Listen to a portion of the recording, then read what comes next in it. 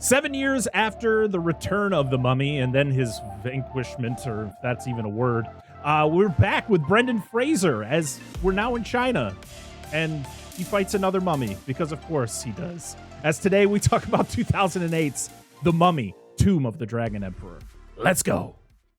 Your host, Parker, Dan, and Angela slice and dice their way through the good. If it bleeds, we can kill it. The bad. You brought the devil! There's a devil inside everyone. And the ugly movies you love. And you can't piss on hospitality. I won't allow it! Hold your favorite films and franchises tight, because they aren't safe. In fact, it's already too late. It's time to dissect that film.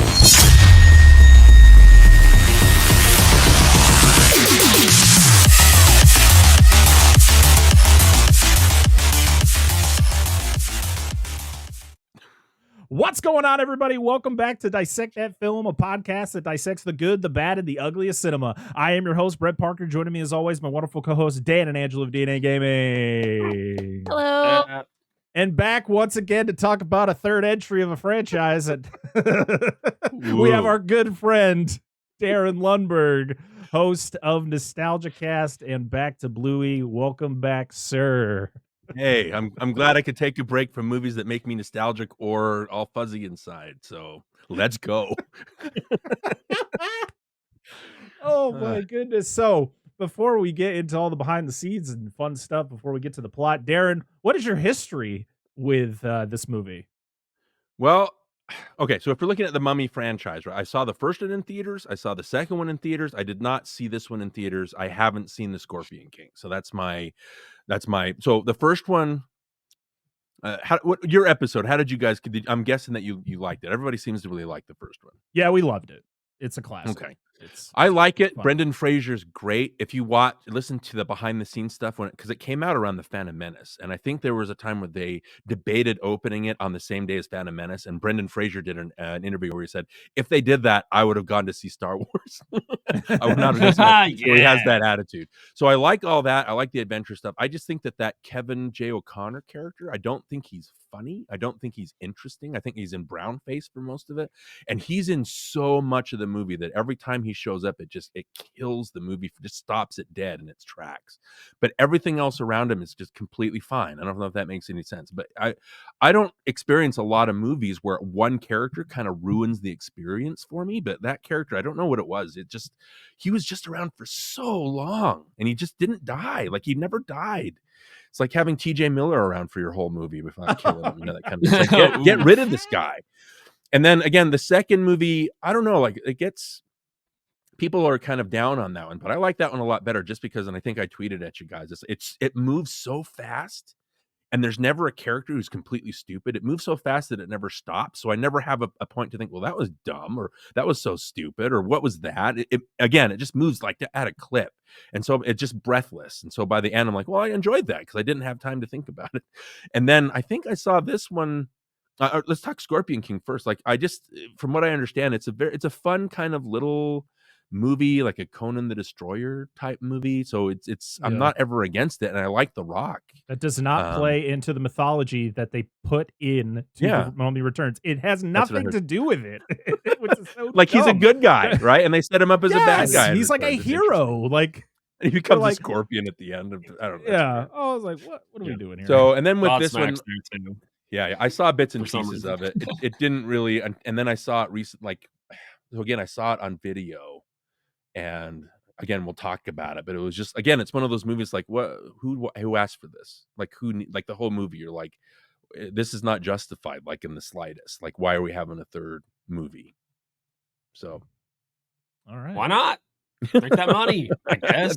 And it was a success. It was the least successful, but I think it made something like $400 million. Oh, yeah. Maybe when we say who asked for this, maybe somebody did. We just aren't friends with them. I don't know. Yeah. Who wants to start over there? My history with this movie is I knew it existed, and then I bought the Blu-ray triple pack and I watched it. That was my history with this. All right. Not this like time viewing. Purchased it a while back, watched it, got like maybe a little over halfway through the movie, and then turned it off. And then I watched it completely for this viewing, and that's my history with the movie. Was it bad, and that's why you did, or you just weren't interested? What was, because this is more like I turned it off halfway through today because I had to do other things, and then I was like, do I really have to go back and watch? You know what I mean? But I wasn't like I can't sit through this. It was just I was doing other things. What was your, I don't know. It's kind of we'll boring talk about it the more. last Yeah, time I watched it.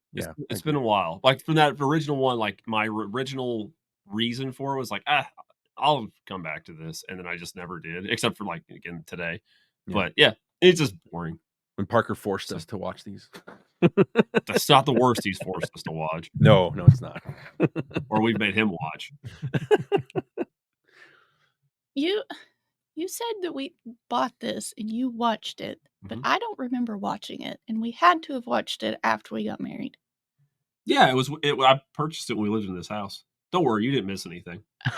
You watched it today, and you probably didn't miss anything either. Yeah. So today was. We got more to say. I got more to say than just that about the movie. But I was like, we're only like 5 minutes into this episode. What are we doing? Well, that's it. I'm not gonna. It's okay. Show my hand yet, but I do want to point out that Darin, you have Brendan Fraser's crotch on one side and Jet Li's crotch on the other side. Yeah, I see that. Well, not on my screen. It's on your. So that's at least I don't have. All I have is it. Right. I was gonna say their heads are perfectly sitting on Darin's shoulders. No, not on his screen. Our on the background. My background. Yeah. Oh, yeah. Right. Yes. Either way, there's heads pointed right at me. So. 2 heads on each side. What's it mean? What's going on? Keep your mouth shut. Don't turn your head, bro. Sorry.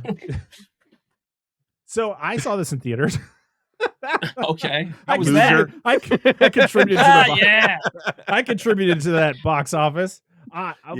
Listen, I've mentioned it in the last 2 episodes. I loved the first 2 movies, and I was excited to see Brendan Fraser back to do another Mummy movie. I knew as soon as I saw the trailer that it wasn't going to be anywhere close to being as good as those first 2 movies, but I was like, you know what? I have the opportunity to go see it, so I'm going to go see it. And I don't remember. I don't even remember who I saw it with, to be honest. I could have been my wife, who was my girlfriend at the time. I don't remember, but I do remember seeing it in the theater. This opened. But other than that, I don't know. This opened July 24th and then August 1st in the United States. It opened in Russia first. That's weird. Kind of weird, yeah. But it was a form of terrorism. Like, we're going to disrupt them with the Mummy 3. Like, take this. So dismay their population. Yeah, not China. That's weird. So the Mummy. Is weird. In 1999, had a budget of $83 million. It made over $400 million at the box office. The Mummy Returns had a budget of like $95 to $98 million, and it made about the same as The Mummy. The Mummy, Tomb of the Dragon Emperor, had a budget of $175 million. Whoa. And made $405.8 million at the box office. So it was successful, but the budget was what the fuck? Like, I'm just looking at that budget going, that's almost double what The Mummy had, and The Mummy looks better. It came out 9 years before. Money? Where did that money go? It's insane. The sand in some of the shots is just cocaine. Okay.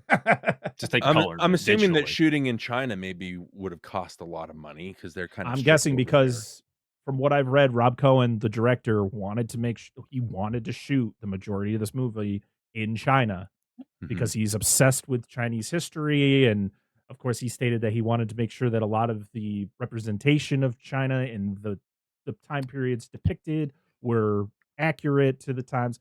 Darin, you of course will bring forth if that is true.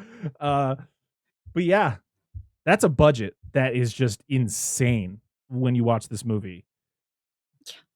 I get inflation, but like it's only 9 years. How does it go up that much? Like they filmed the first 2 in Morocco. It can't be super cheap maybe it is super cheap to film in Morocco. I don't know. That's wild.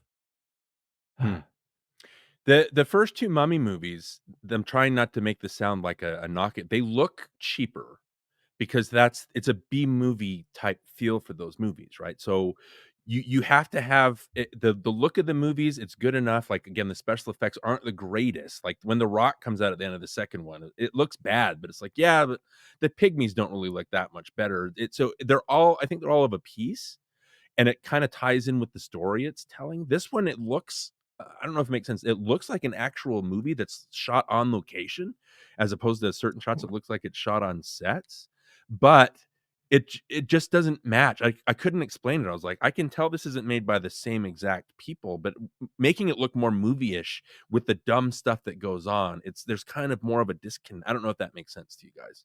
No, I get that. We talked about it during the Mummy episode. Is the fact that the Mummy is very claustrophobic. You're always in a tomb, or you're right outside the tomb. So it's like there's not a lot of locations. The Mummy Returns had a lot more locations, like they're traveling across vast land and going to different places.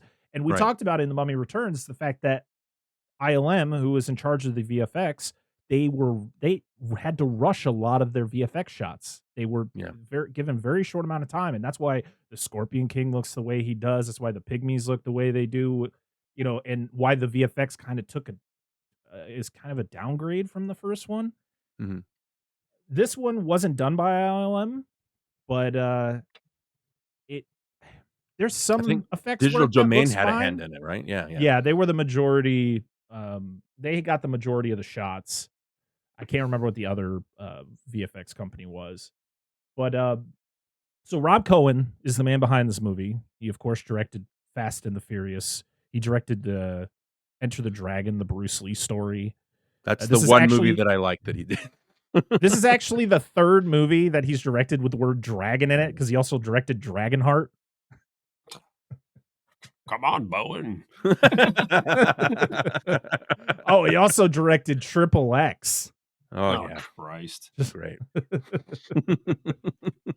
But this was written by Alfred Goh and Miles Miller, who are a writing team who actually wrote this year's Beetlejuice.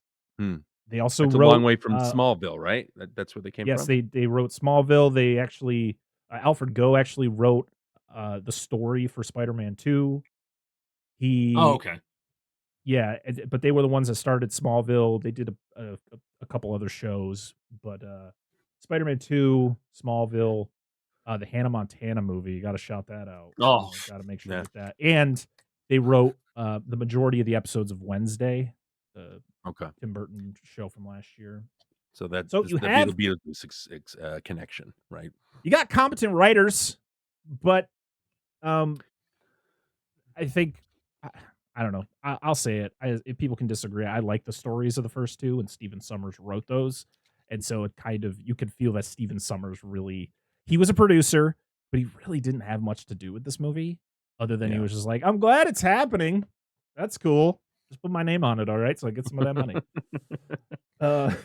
Well, I complain about the special effects, but it's like the B moviness of it. I remember, just is a weird tangent, but I remember watching Tremors on Netflix, and my oldest son wandered in and saw like the graboid special effects, and he looked at it and went, the special effects really don't look good today, do they, Dad? And I was like, well, they're going for a B movie feel. So if you're looking at 1950s movies, like they're not going to have fantastic special effects. They suit the story that's being told. So I think that the special effects in Tremors are perfect for Tremors. If you were to make them CGI Jurassic Park level, there's a disconnect that you wouldn't from the story being told to the special effects on display, right? So again, I think with the Summers Mummy movies, the special effects are janky a lot of the time. And yeah, Parker, you talk about them rushing it, but I think it suits the story being told. I'm never bothered by the special effects. They look fake, but you're aware that it's special effects. You're aware that you're watching a movie. You're aware that Brendan Fraser is just ready to say his next one-liner. There's a, you know what I mean? You're like watching a movie, and it kind of suits all that. And yeah, when The Rock comes out, it's a little bit of a, huh. But it's still corny, like so I don't mind it as much as everybody else seems to. It doesn't. I just know there was a story of the guys that made that were showing it to people, and they're like, "Isn't this the best that you've ever seen?" And people were like, "No." So So I don't know if that makes sense with the effects. I think the VFX for The Mummy, the first one, look fantastic. For 1999, it's still the early age of VFX. And to be honest, when you put that movie up against like the Matrix sequels and other movies that came out around the same time, like I know the Matrix sequels came out in 2003, and even the Matrix, like there's some like effects in the Matrix that don't look great. That came out in 99. We just talked about Deep Blue Sea, which came out the same year. Like, this is a movie that was based on a 1932 film. And ILM is still figuring out. They just came off of a horrendous performance in Spawn. ILM was involved in Spawn. And we all know how the special effects look in that movie. Oh, my gosh. We loved talking about that movie, but you cannot deny that the VFX look horrendous in Spawn. So, to then see them doing what they did in The Mummy, there was a mix of VFX and there was a mix of miniatures and all that stuff. And it just fit well for a movie that takes place in 1926, right? And then the second one, it takes place in the 30s. This one takes place in the 40s. But I agree with you, Darin, that the fact that this takes place in the 40s, but it doesn't feel like the 40s. It feels like it's played way later, and then you're just on sets that look like it's from the 40s. And I think even though you're on location, it doesn't feel like you're on location. I don't know if that makes any sense. It's very, and again, what I basically mean about the two, you're never bothered by the effects because I think it suits what's being told. Like the effects in here, I don't know, like they stand out more than they did in the first two to me. It's just strange. Brendan Fraser is back as Rick O'Connell. We have Jet Li. They had to bring in you're making a movie based in China. You got to bring in Chinese royalty, and that's Jet Li as the Dragon Emperor himself. You have Maria Bello, who is probably the most controversial casting in this movie because she's replacing somebody like Rachel Weisz, who is just so perfect in those first two movies. And I guess there was many different stories of why she didn't come back. So one of them was the fact that she didn't want to portray a person who had a 21-year-old son. Weird. Then the second one was she didn't like the script, which makes a lot of sense based on a lot of the actors that were asked to come back to this movie. It didn't like the script. And then the last one was she just had a kid. I think her kid was like a couple years old, and she didn't want to take the time to do a movie abroad, leave her toddler behind. She has stated that wasn't true. She did like 3 movies that year. And she pretty much stated that, the script she just didn't feel good about the script. And to be honest, that was a lot of people from prior movies that were asked to come back based on certain scripts. Like Arnold Vosloo was approached because they were like, we want to bring Imhotep back and have him become like a hero, have him become like a sidekick to the heroes and fight the emperor. And I'm like, that makes no fucking sense. That's stupid. And he didn't like the script, so he said no. And then they asked Oded Fehr to come back. And he's like, well, if Imhotep's not in the movie, why am I in the movie? My job is to sit on a dune and watch over and make sure Imhotep don't wake up, even though I failed twice at that job. So cool. But they got Brendan Fraser back, so that's a selling point for a lot of people, including myself. But Maria Bello, people can say what they want about her casting and whatever. She does a good enough job for what she's given. She literally has to be Rachel Weisz. Like that, I think, is what they asked of her. They're like, we need you to dye your hair. You need to sound like her. She's not British. She's an American. So she had to, had to use an accent. She had to dye her hair. She had to do a lot of her mannerisms. It's weird. And I feel bad for her because she gets judged majorly for her performance. And to be honest, her performance isn't terrible. It's just the fact that if you can't get a crucial actor back, maybe we shouldn't do it. Maybe you should try to do something else with the story. Don't even have Brendan Fraser in it. Just do something else. Yes, we're going to talk about a movie next week that tried to do this and failed. But we're talking about this one today. But it's definitely not her fault for the way that this movie ended up. There's many other problems with this movie. John Hannah's back, though, as Jonathan, and he's still being Jonathan. That's the thing.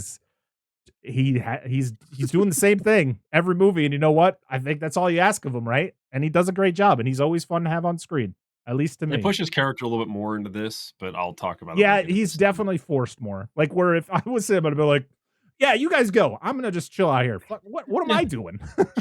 Why am I here? We have Russell Wong as General Ming, who was the general to the Emperor in the earlier scenes, and then you get to see his zombie form, his mummy form, sorry, later on. Liam Cunningham's in this movie. Completely forgot he was in this. From Game of Thrones, he played Mad Dog. He was the pilot. He was in Game of Thrones. He was in Last Voyage of the Demeter, which came out earlier this year, I think. He's been in a lot of movies. Luke Ford plays Alex O'Connell. He was only 13 years younger than Brendan Fraser. Looks like he's 30 in this movie. It's supposed to only be like, I think it's supposed to be 13 years after The Mummy Returns. He was like 8. So do the math. Treasure hunting puts a lot of years on your face. I guess. Yeah, so. And he lost his accent. How does that work? I mean, really? Yep, it's weird. We have Isabella Long as Lynn. We have Michelle Yeoh. I mean, you can never say anything bad about Michelle Yeoh. Yes. We have Anthony Wong as General Yang.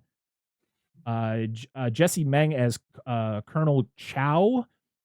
Was she the character with the scar on her face who was like close with the general? Pretty sure. All right. Yep.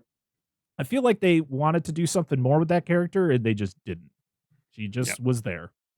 Yep. She's a nothing character. What do we do? Let's just put a scar on her face. That'll make her. Stand out. That's pretty much, yeah. And David Calder as Professor Wilson, who just becomes generic bad guy. Yep. Oh man, so I guess Joe Johnston was slated to direct this movie, and he turned it down to direct another movie based on a Universal monster, The Wolfman, in 2010, which is another Universal monster movie remake that I actually like that everyone seems to hate. So whatever. It's ambitious. Hey, I thought the effects looked great in that movie. I think there's problems with it, but I digress. The music was done by Randy Edelman, who I guess was a common collaborator with what's his name? Rob Cohen. I couldn't remember the director. But I guess his score wasn't Bruce Lee used. Story is my favorite, one of my favorite scores. I listen to that one a lot. Sorry. I guess though his score wasn't fully used. They actually brought in another composer to kind of fill in the blanks.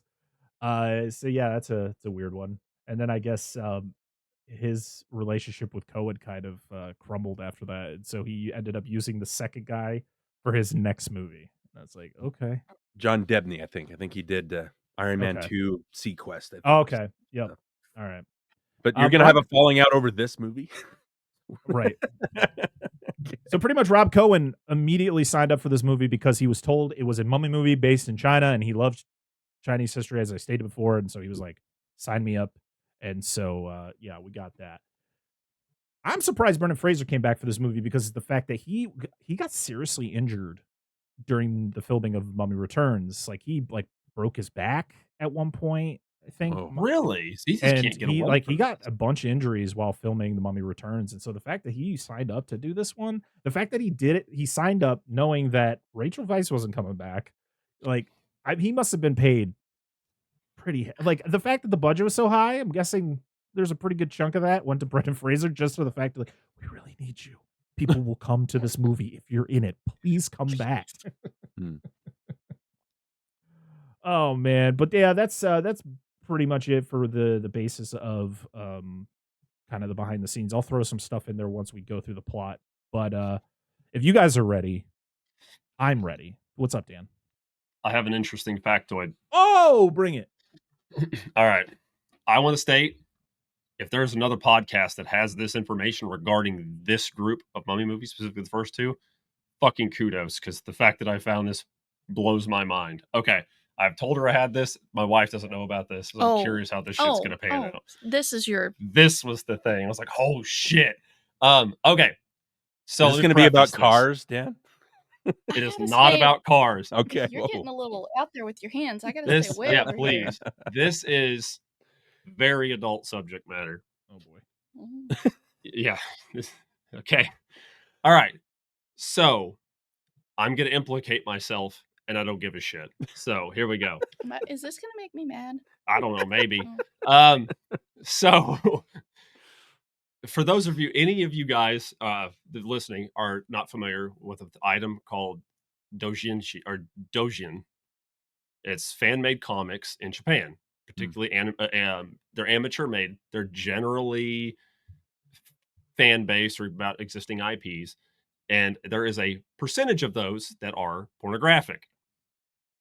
So in searching for mummy factoids, I found out there is a pornographic anime comic made by an author called Shindal or the Hooch. I'm not telling you the comic that he's got multiple names. This dude's in a circle. Listen, and it legitimately has Arnold Vosloo's like an anime version of Arnold Vosloo with absolute mega cock destroying these women in this comic book. And I shit you not, it's based on his appearance. It's Imhotep, and it is in this comic. And I was like, "There's no fucking way this is real." Sure as shit, it's 100% real. 100%. And this explains why Anoxodamoon ran away from him at the end of the second one, because she kept getting sick of her baby chute being dislocated every time she did anything with Arnold Vosloo. And I'm not making this shit up. She's tired of getting her uvula tickled, right? Yes, dude. From the other end. The old fetal canal, man. Oh, Anyway, wow, Dan, I going do want to deep. preface something for those of you that are curious enough, you dick wranglers and clam rustlers, whatever you call yourselves. If you're going to look this up, the artist Shindal is a very good artist, and he can draw some beautiful stuff, but he draws a lot on the extreme side. So if you look it up, please be careful. I'm just telling you. That's it. Nobody thought this was going to go this way today. How did we not know it was gonna go that way? Nobody thought I was going to bring that up. There you Talk go. about. This is a real thing that I didn't know about until like At least 3 you days weren't ago. coming up with the porn version of this. I think if we don't go get on. something like that in every episode, then we're missing something. So kudos I've to not- you, Dan. I have never brought, but no, I don't think I've ever brought up Dojin in this show. No, not that. Well, I have That's maybe in my mind. vaguely mentioned hentai before, but I don't think I've directly done that. So there you go. I wonder if Arnold Vosloo knows. If I ever met that man, I'm going to ask him. Like, Yo. do you realize you are immortalized in a pornographic Japanese comic book? As And Imhotep? he'll probably go. Yeah, it's Emotep. Shit. Probably a lot. Anyway, carry on.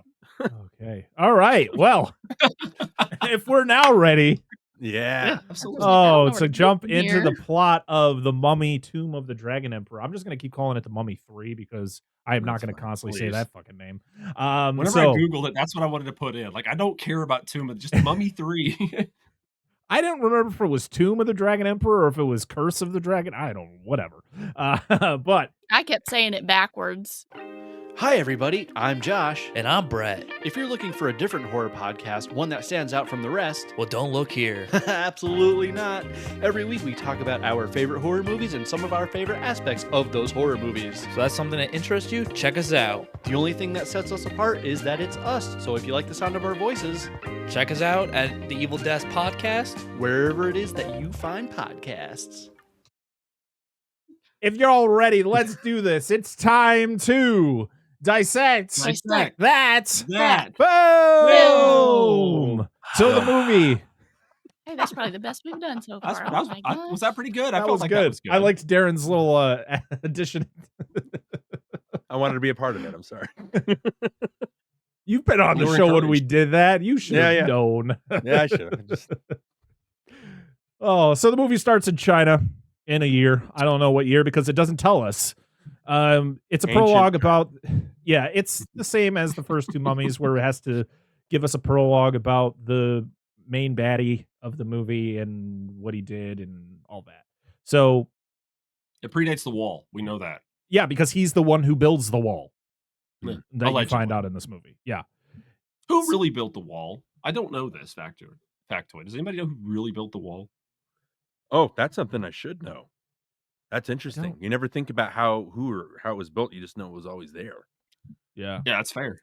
That's Carry on. interesting. Though. I'm sorry. So you see him doing things like conquering places and doing things that emperors do back in those days.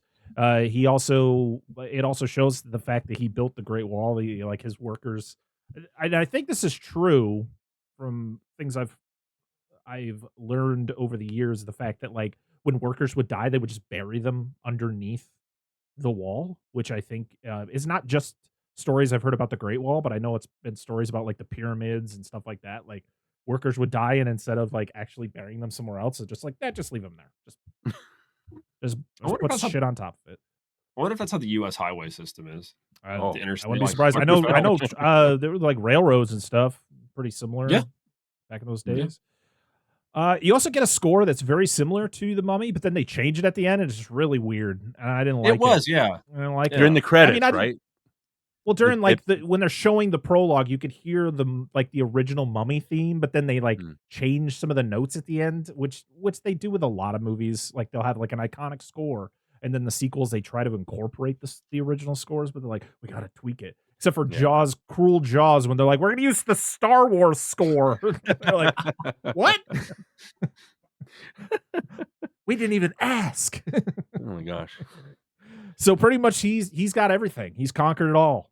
But the only thing he hasn't conquered is death itself. So he goes off and he finds a witch, played by Michelle Yeoh, and that's what they call How do you know her. she's a witch? He goes off and he finds a witch. If she weighs the same as a duck,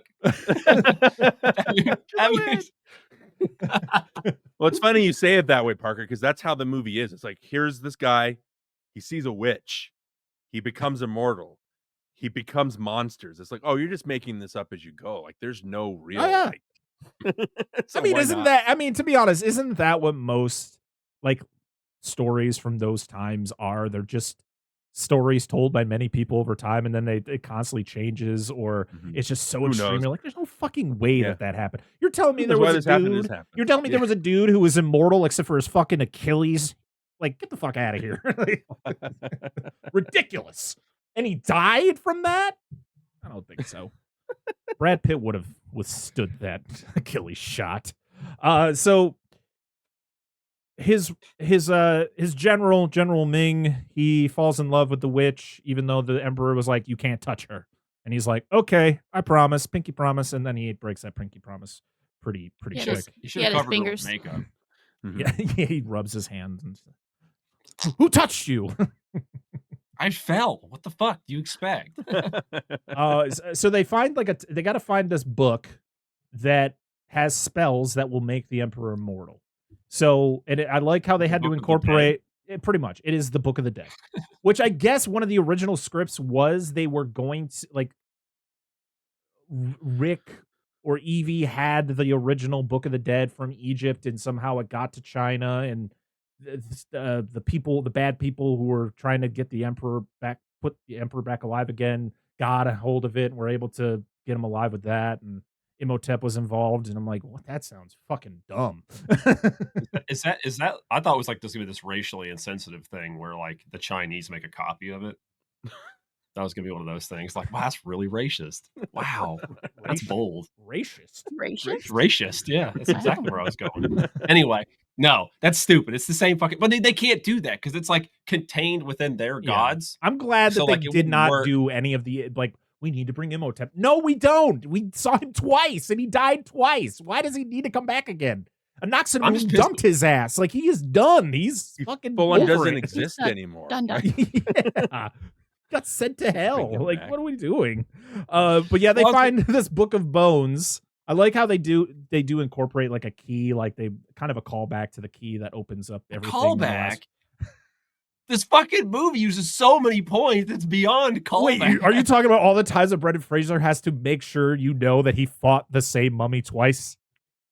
You remember that time I fought a mummy, honey? Hey, honey, how about that time I fought a mummy? And you're like, we get it. I watched the movies. I know. You be good to your mummy. Speaking of which, Exactly. Oh And man. they literally take all the key points from like the original Mummy and let's just shuffle the roles Yeah. around. There's a ruler, there's a dude that's a sidekick, there's some woman that's not supposed to get boned, and the other dude bones the lady, and they get repercussions. And So yeah, it's literally well, we talked you about get it with to- the Great Wall. It's history. Like I'm sure that all that happens again and again. You know, the power hungry people. So it's just it's kind of lazy. You know, they're just applying it to Chinese culture. You know what I mean? Instead of having it. And I think this was based on the guy that built the Great Wall. Actually, it's based on him. I hope I'm pronouncing this right. The Qin Emperor Qin Shi Huang. Qin Shi Huang. Yeah, that's right. So it based on him. He was buried amidst thousands of crafted and fired terracotta soldiers, that kind of. So it's based on that. So, but a lot of these histories, like when you look at all these things, like cults or power or building dynasties and stuff like that, they kind of built off of the same thing. So I get that, but it's like part of the thing with the Chinese stuff in here is it's there and it's not offensive, but I don't know how authentic it is. It's just what sounds basically Chinese. You know what I mean? So let's just kind of incorporate a lot of that. Well, according to Rob Cohen, it's all authentic. Darren, all you're authentic. Wrong. Sure. So I want Rob would this know. Movie, this is my dream. In 150 years, I want another Mummy movie made. It's this exact same storyline, but it's about when Trump builds his wall. Oh. All right, that's about it for that section of the show. Let's move on. No, relax. Good Lord. You're just gonna push I know, your move way on. over Holy dynasty. there. I'm Yeah, not that's endorsing good. anybody. I just think it'd be funny. It would still be a horror movie. So when is America around long enough that we get to be they make these movies about our like past all the time? Like look at this dumb shit we did. Like Oh, they will. Don't worry. That's what I'm saying. That's what I want to happen. If movies are still around, and the Kevin Feige story. Yes, we need that. Carry on. But yeah, we see the fact that the general and what the heck is her? What's her actual? I don't want to keep calling her the witch. Burn the witch. What is Michelle? I don't know how, like Yeon. Yeah. They sleep together. Somebody, one of the like advisors to the emperor sees it in his little peephole thing. There's a deleted scene where it actually shows the general like hop up and like chase him out of the room. Huh. And he's got his hair down. It's just like, damn, dude's got some flow. Why did they cut that out? That would at least this whole movie, and we'll keep talking, is just what? Well, let's just show this. Let's just show this. There's no meaning for it. They're just kind of dropping things in there to make sure you understand, but they don't really have any point. It's just the guy sees him, right, and then that's it. And then there's no dramatic buildup. The next thing is like the Han is like, "I will give you whatever you want." She's like, "Well, I want to be with the general." It's like, "Okay." Walks outside. Oh, just kidding. Like it's just like there's no dramatic buildup to anything. It's just you're just dropping pieces of the plot to move along. Yeah, because in that deleted scene, even the narrator mentions the fact that like, what the heck is the general's name? What did I just said his name? Ming. He is so loyal to the emperor that he goes back because they have like a little conversation about just running away. Like she's got the book now, they're gonna run away. Instead, he's so loyal to the emperor, thinking like everything's gonna work out. It doesn't work out because she goes, she does this, she reads from the book, which is supposed to make him immortal. It's the whole thing where you don't see anything happen, but he's like, oh, I feel it. I'm gonna, and he's doing all these things. Like he's got the fire powers, which Jet Li legit did a fire stunt where he actually had his hands on fire. It was dope. It was so cool. I was like, this is awesome. Jet Li wasn't on set for very long. That's why he is in mummy form or terracotta form for the majority of the movie. He was busy doing something else, right? Yeah, he was doing other things, so he wasn't on set for very long.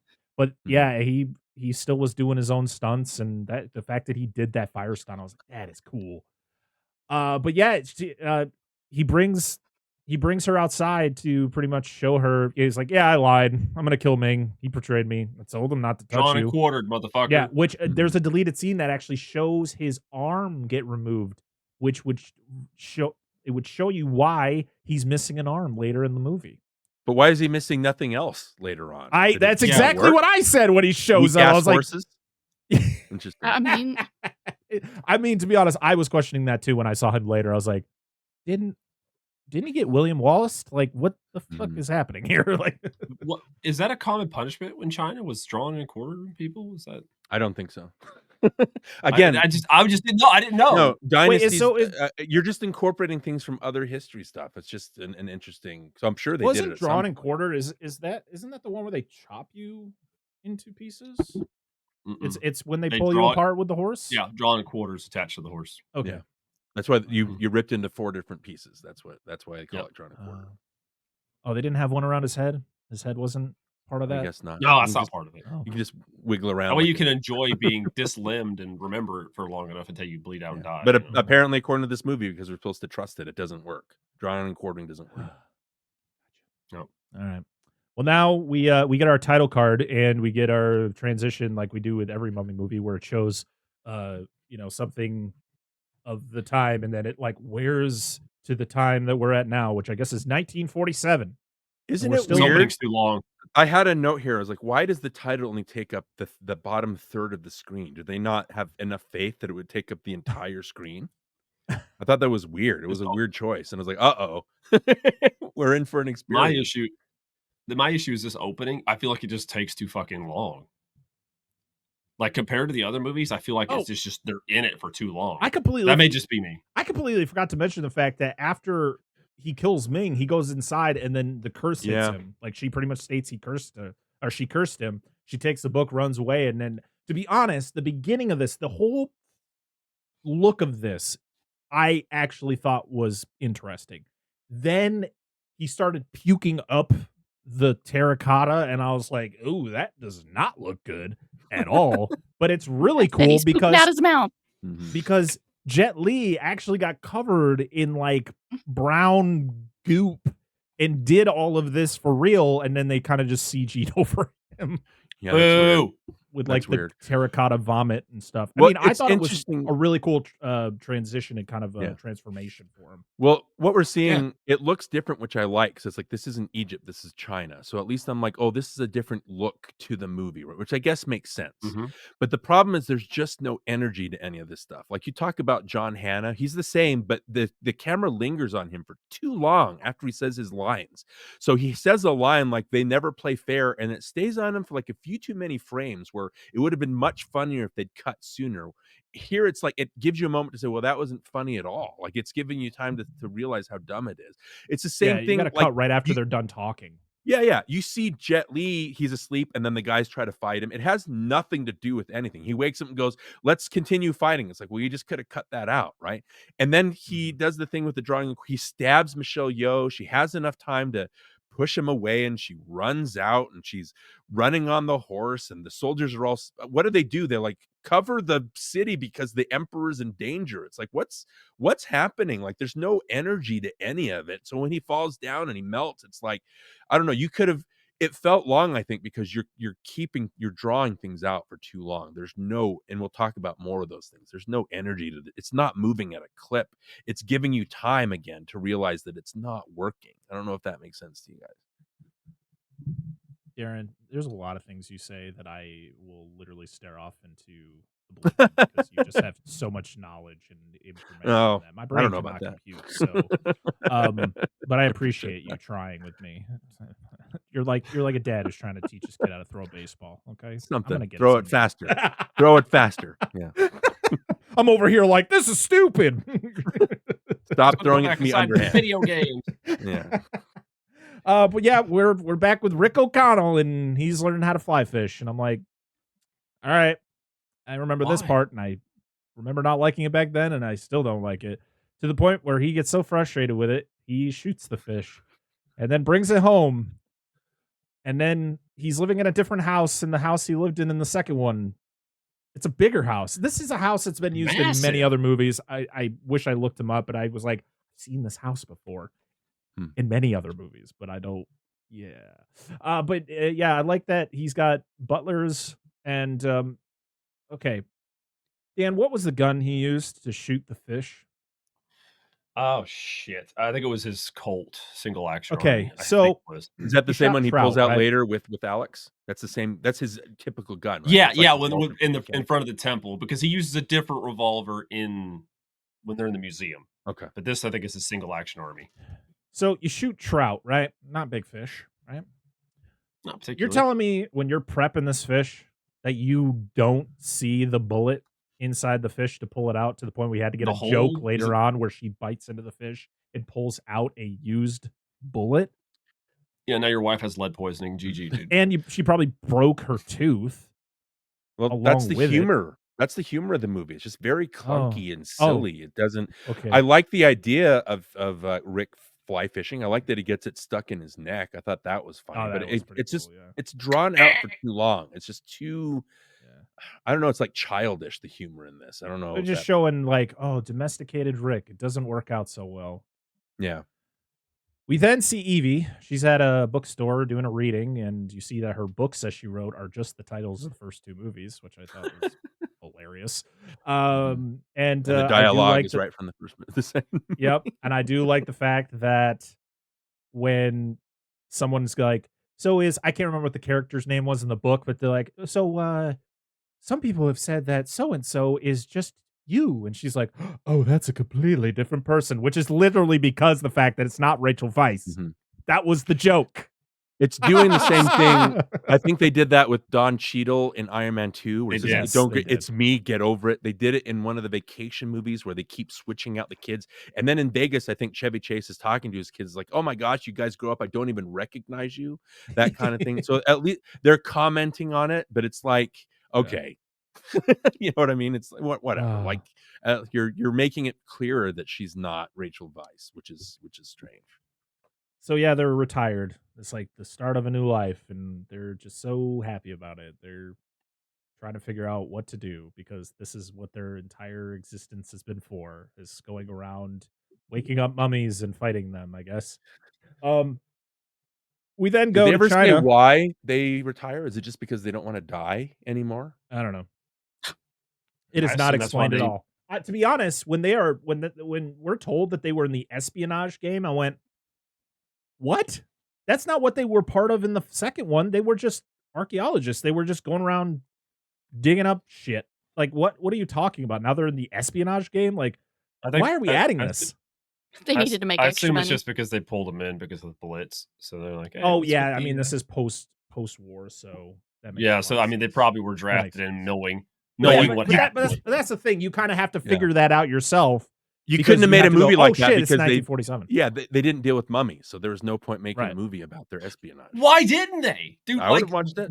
Nazis did so much shit with the occult and the paranormal. Right? It could have worked. The Nazis wake up a mummy. Rick and Evie team up with Indiana Jones, and I would fucking watch that in a heartbeat. Why that would have been great to have a Indiana Jones. I mean, Rick O'Connell is legit. Just he is Indiana Jones, just in different form. Like I can't remember the word to use, but we're in China now, and we're with Alex, who is now 30 years old. He was only 8 the last time we saw him, and he was a little annoying British kid, but now he's a tall American boy. I don't know.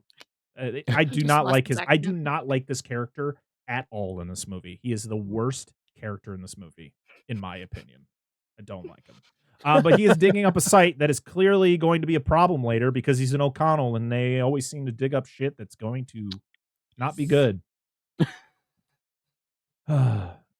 So I hope that's on their tombstones. Barrett dug up stuff that wasn't good.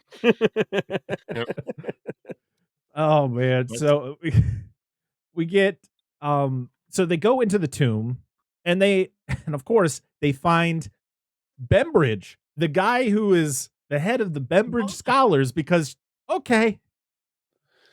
remember the Bembridge Scholars that was mentioned in the first two movies? Well, this is the guy. He's dead now. He's been dead for a while because he's just a skeleton. Yeah, he's just pinned to the wall. What? Like, all right. Okay. He's Alfred Molina in Raiders of the Lost Ark. Yep. That's all he's there for. There you go.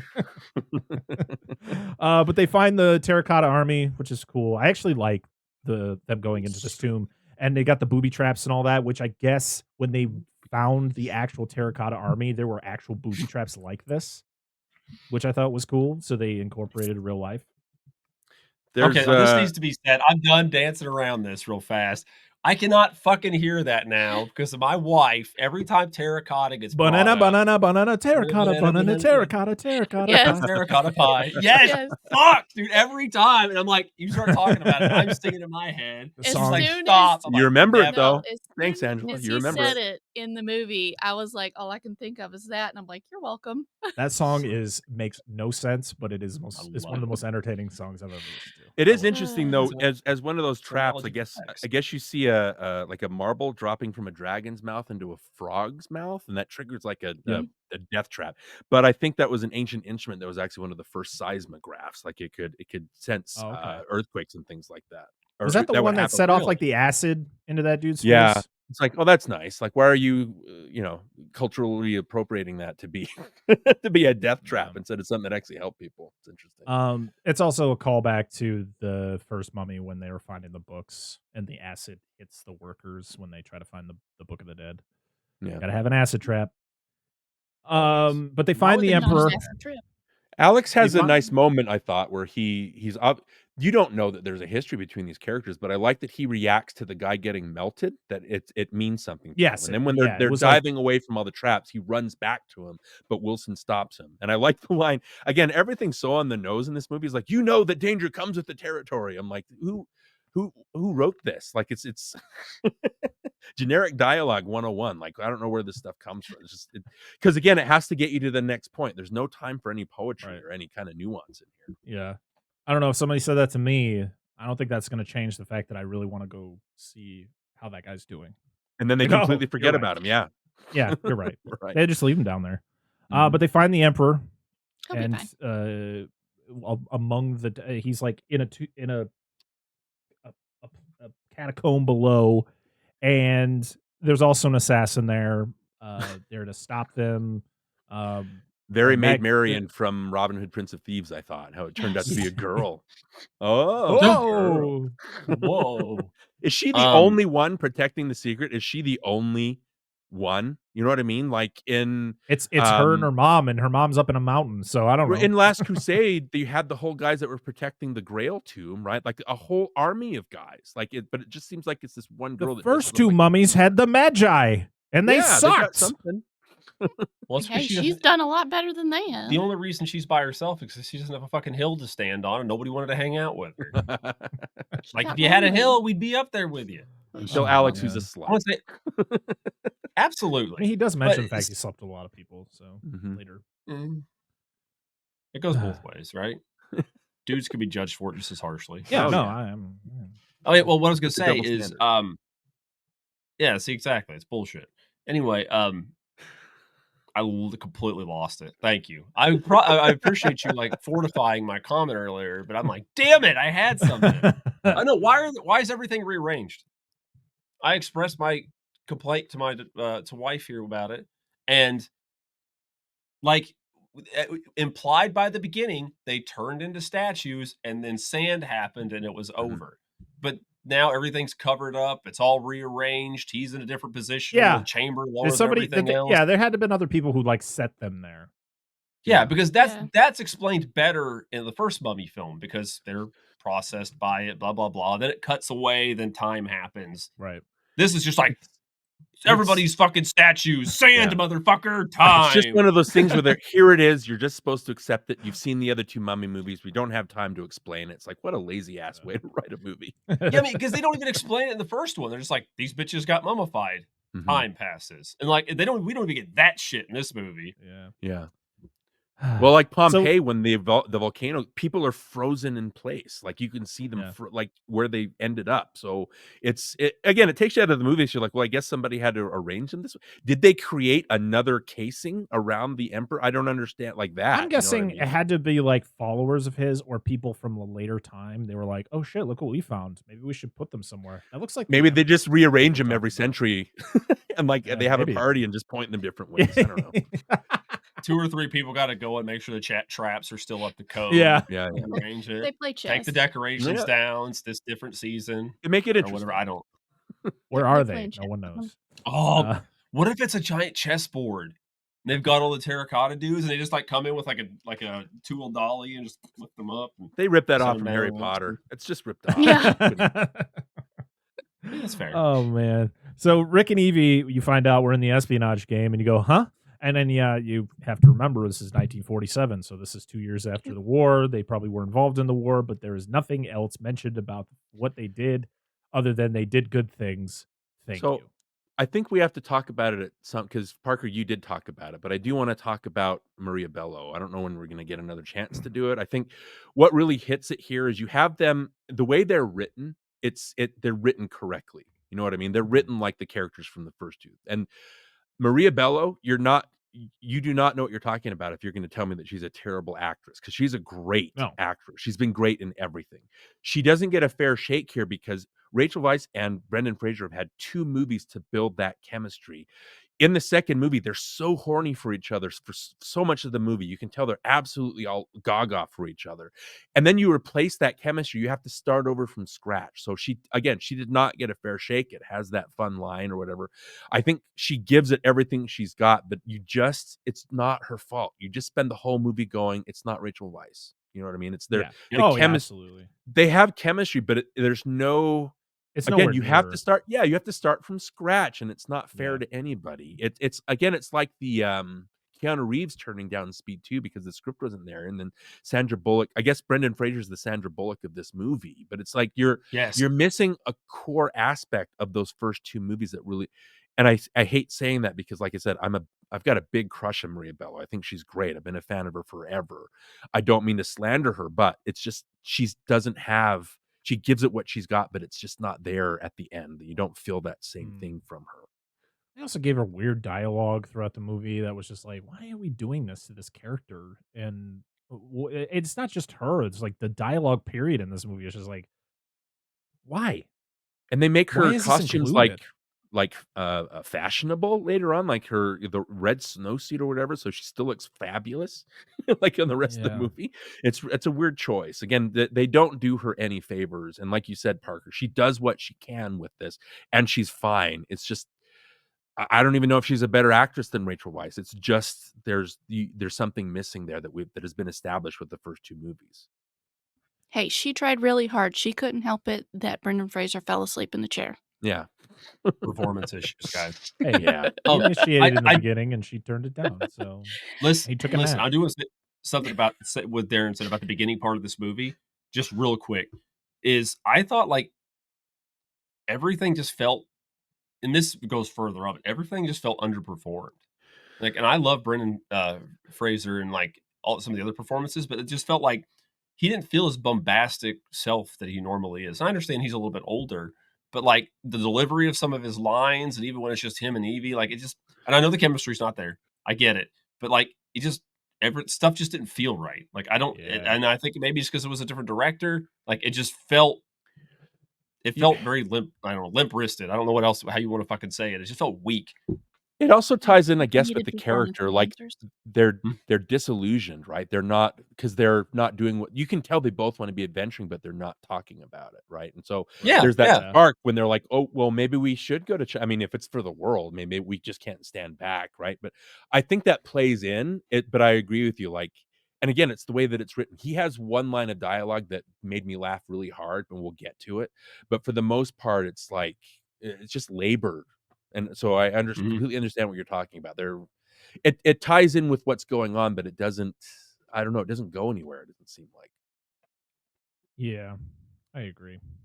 So they are given a final mission, and they are given this Eye of Shangri-La, and it's like, we need you to do this, and they're like, yes, because we really don't want to get out of this game yet. So they're going to go back to China. So we're in Shanghai now, and this is when we find out it's 1947. This is literally when we're told what year it is. We're a good like 25 minutes into this movie. And we're at the nightclub Imhotep's. Oh. And of course it's owned by Jonathan. Alex is there, and he runs into a girl, and Jonathan tries to talk him out of going to chase that girl, but then it turns out to be trouble because you find out that he's Mad Dog's girl, who you find out is old friend of Rick, who you then find out Rick's nickname is Ricochet, and I'm like, we're just finding out he has a nickname Mhm. Was it a nickname he was given during the war? No. Because that would be no. Oh no, because they fought in I like the have no idea. 20s. Yeah. No, they said that they fought in the French Foreign Legion in 1923, and I was like, but this is the first time we've heard he had a nickname.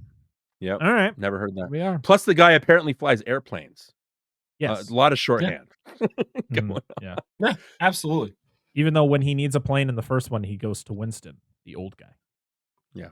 Whatever. You find And out then the other dude in the second movie. Yeah. the blimp He guy. needs a white carpet, remember? He's like, yeah, I can't think of his name. Is he? Izzy. It's Yeah, Izzy. Izzy. That's right. Yeah. So this dude's third on the list. Yeah. So you find out that the family, the O'Connell family, they're just not so tight. You know, Alex and Rick doesn't know how to be a dad. He's kind of very awkward, and you know, he's a stern. You know, yeah, I just want him to be strong. You know, and stand up for himself, and you know, but he's not really a dad. You know, and you get that whole thing between him and Evie. So then we're with a part of the Chinese military that is seeking to resurrect the emperor, and you're like, that's going to end well. And they're alerted that the O'Connells are there because, of course, the O'Connells, they know how to fight mummies and destroy them, so they're going to be a problem. Mm. Well, more shorthand, right? You got the Yang character and the Choi character. I like how she comes and says the O'Connells are in China, and it's like, oh, so I guess there's a history there. Like, you know what I mean? Right, They just everything is just dropped, and we're just supposed to go with it. There, nothing is dramatized. Like, oh, I guess these are enemies of theirs, and we're supposed to just know that. It's a lot of shorthand dialogue in here that's just so very clunky and on the nose, and they drop it and then they move on. It's like, oh, well, that was obviously a plant. You know what I mean? So, Yep. It's very just lazy. like we're just forcing things in here for the audience to go, what? Yeah. Huh? Like I'd seen the first two movies 100 times over, and it's like I'm watching this third one going, why am I finding out new things about Rick like that we should have known before? Like I understand if this was a bunch of info that was done because of the war, but this was things that happened during the times of the first two Mummy movies, and you're just like, what are you talking about? Yeah. Why are you what are we doing? Rick is again being more awkward. Sorry, as, it's like Alex The shows him Conjuring. You've got a whole room of their trinkets that they dealt with, and you have a whole franchise of movies that you can deal with, but they just skip over that to do these ones. Like all the stuff that you just talking about, Parker, you could have made 5-6 movies out of those. It would have been interesting. I think we liked Fraser and Weiss enough that we could have watched them in multiple movies together. You know what I mean? Yeah. So why are they just skipping over a lot of this stuff? I know there was a show. There was like there was 2 seasons of a show that happened that was supposed to take place after Mummy Returns, but I don't think it goes that far. I think it stays within the confines of the 30s, so you're not really getting much info on like things up through through World War II, but whatever. So Rick is being awkward again as Alex shows off his find. You find out Mr. Wilson, he's not a good guy as he backstabs Rick and Evie to get Evie to then open. So clunky. It's so clunky. He's I like, think this year we just had the I can't remember his name from Indiana Jones and the Kingdom of the Crystal Skull, how he turned out to be a turncoat, right? Oh, and it was handled with much more style and energy in that. Here it's just like I'm so confused. Where it's got some Jurassic World Dominion stuff in here, where there's no there's no dramatics. They're in this place. Alex goes off. All of a sudden, the general and his mate, they just walk in. There's no fanfare. All of it's like, give me that diamond. It's like, oh, and then he points the gun at him. It's like there's no, I don't know. There's no fanfare. There's no like impact. It's like, oh, I guess he's a turncoat. Again, this whole movie's like that. It's just like, oh, I guess this is happening. I guess this is happening. You know, there's no, I don't know, man. It's just so dead. It's dead in the water. This is the part that really confuses me, and it's the point that, you know, of course, Wilson's a backstabber. He gets, they need Rick to open up the sarcophagus, and Evie needs to read the encryption to open up the eye of Shangri-La because it has like an elixir that'll bring the Emperor back to life. But they think the Emperor is inside the sarcophagus. What if they accidentally put the shit on this just random corpse? Not knowing, no one knew the Emperor was the terracotta driver. Yeah. So what would have happened? No, we had to have a we had to have that thing where it's like, whoopsies, and it just flies into the back of what you find out to be the Emperor, and you're like, oh, Just by okay, happenstance. yeah, like what the fuck? So he wakes up, and I do love Wilson getting his head just fucking chopped right off. It was great. Well, why did nobody want to shoot anybody?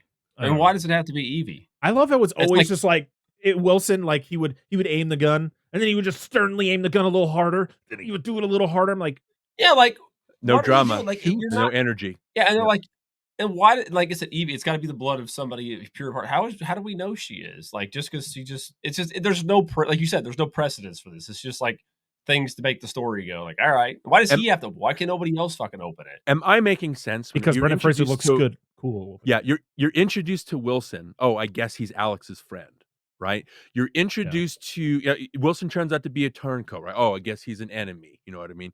It turns out like again, there's just it's just one thing happens and I guess this happens and I guess this happens and I guess this. There's no when Wilson dies, you don't feel anything like he was a friend and then he was a bad guy and he's out of the picture. It's just there's no. I don't know. There's no build up and payoff in this thing. I think with the scene before when Alex finds the tomb with Wilson, I think you're supposed to like you see the relationship they have and you see that Wilson cares for him, or at least you think so. So when you get this turncoat moment, you're supposed to go, no, not Wilson, but in the theater you're going, what the fuck? What? What are you talking about? I care as much for Wilson as I do as the motherfucker that got acid to his face earlier in the movie. I care about Wilson as much as I care about the corpse they open up, and they're like, "That's not the Emperor." Like, he's like, shit about this guy. God. It's same thing with Yang finding out they know the O'Connells. It's like, there's it's just you're given this information and there's no I guess we're supposed to accept it. It's it's weird. It's weird. So which is really interesting. No, just go. Please just go. So the Emperor, he yeehaws out of there with his with his cart, and then we get a cart chase through the streets of Shanghai. They're riding in a truck full of fireworks. You get Rick putting the giant dragon firework. He shoots at the Emperor, who has to jump up and kick the firework because it's Jet Li's CGI representation. What the hell? Oh my god. And it's absolute anarchy. You then get you have to get the comedic moment where Jonathan's ass is on fire and Rick reacts. He's like, your ass is on fire. And he's just like, and literally he says, spank my ass. Spank four my ass. Fucking times. That was the line. It wasn't I was funny like, once. why? No, I was like, why is he saying this? You have a couple, I wrote down, there's a couple of Spielbergian shots that are okay. It's a shot where they pull the dragon firecracker out, and then it goes from Rick pulling it out to moving next to Jonathan. And then the camera goes down, you see Evie in the truck, and then it goes back up. So it's doing the Spielberg thing where you have like a wide shot, but then it goes to a close-up, but then it backs up. So that was cool. But it's like it's still few and far between in this movie. Yeah. And then the line that I did laugh at, that was like, oh, there's the Rick O'Connell, there's the Brendan Fraser that I remember, is when he goes, Alexander Rupert O'Connell, you get on the back of this horse right this instant. I thought that was really funny because it hit the mode and the tone of the first two movies finally. And we're 45 minutes into the movie and it finally does that. I did really like that part. Yeah. So Rick rides a demon horse. I did like though when Alex and Lynn are on the back of the cart and they're trying to like Lynn. He's like, "Oh, I'm gonna distract you, or I'm gonna distract him so that you can go stab him with this knife, MacGuffin that'll kill him instantly." And I love when he takes off his terracotta face and just chucks it at Alex. I went, that was pretty cool. I gotta because you constantly see the fact that he is a mummy underneath. And then he like painfully reforms into that terracotta face, and I was like, that's a cool element. I like the way that they're giving like the fact that he is cursed, and so he is constantly cursed to be this terracotta soldier. I thought it could have used at least maybe Yeah, could have used one more beat, maybe of him realizing that he's tired of this face, like because he gets the face ripped off, and then it's painful that it goes back up right onto him again. And I think it would have benefited maybe from one more beat where he gets hit and then it goes back up, and he's so mad that then he just rips off his face and throw.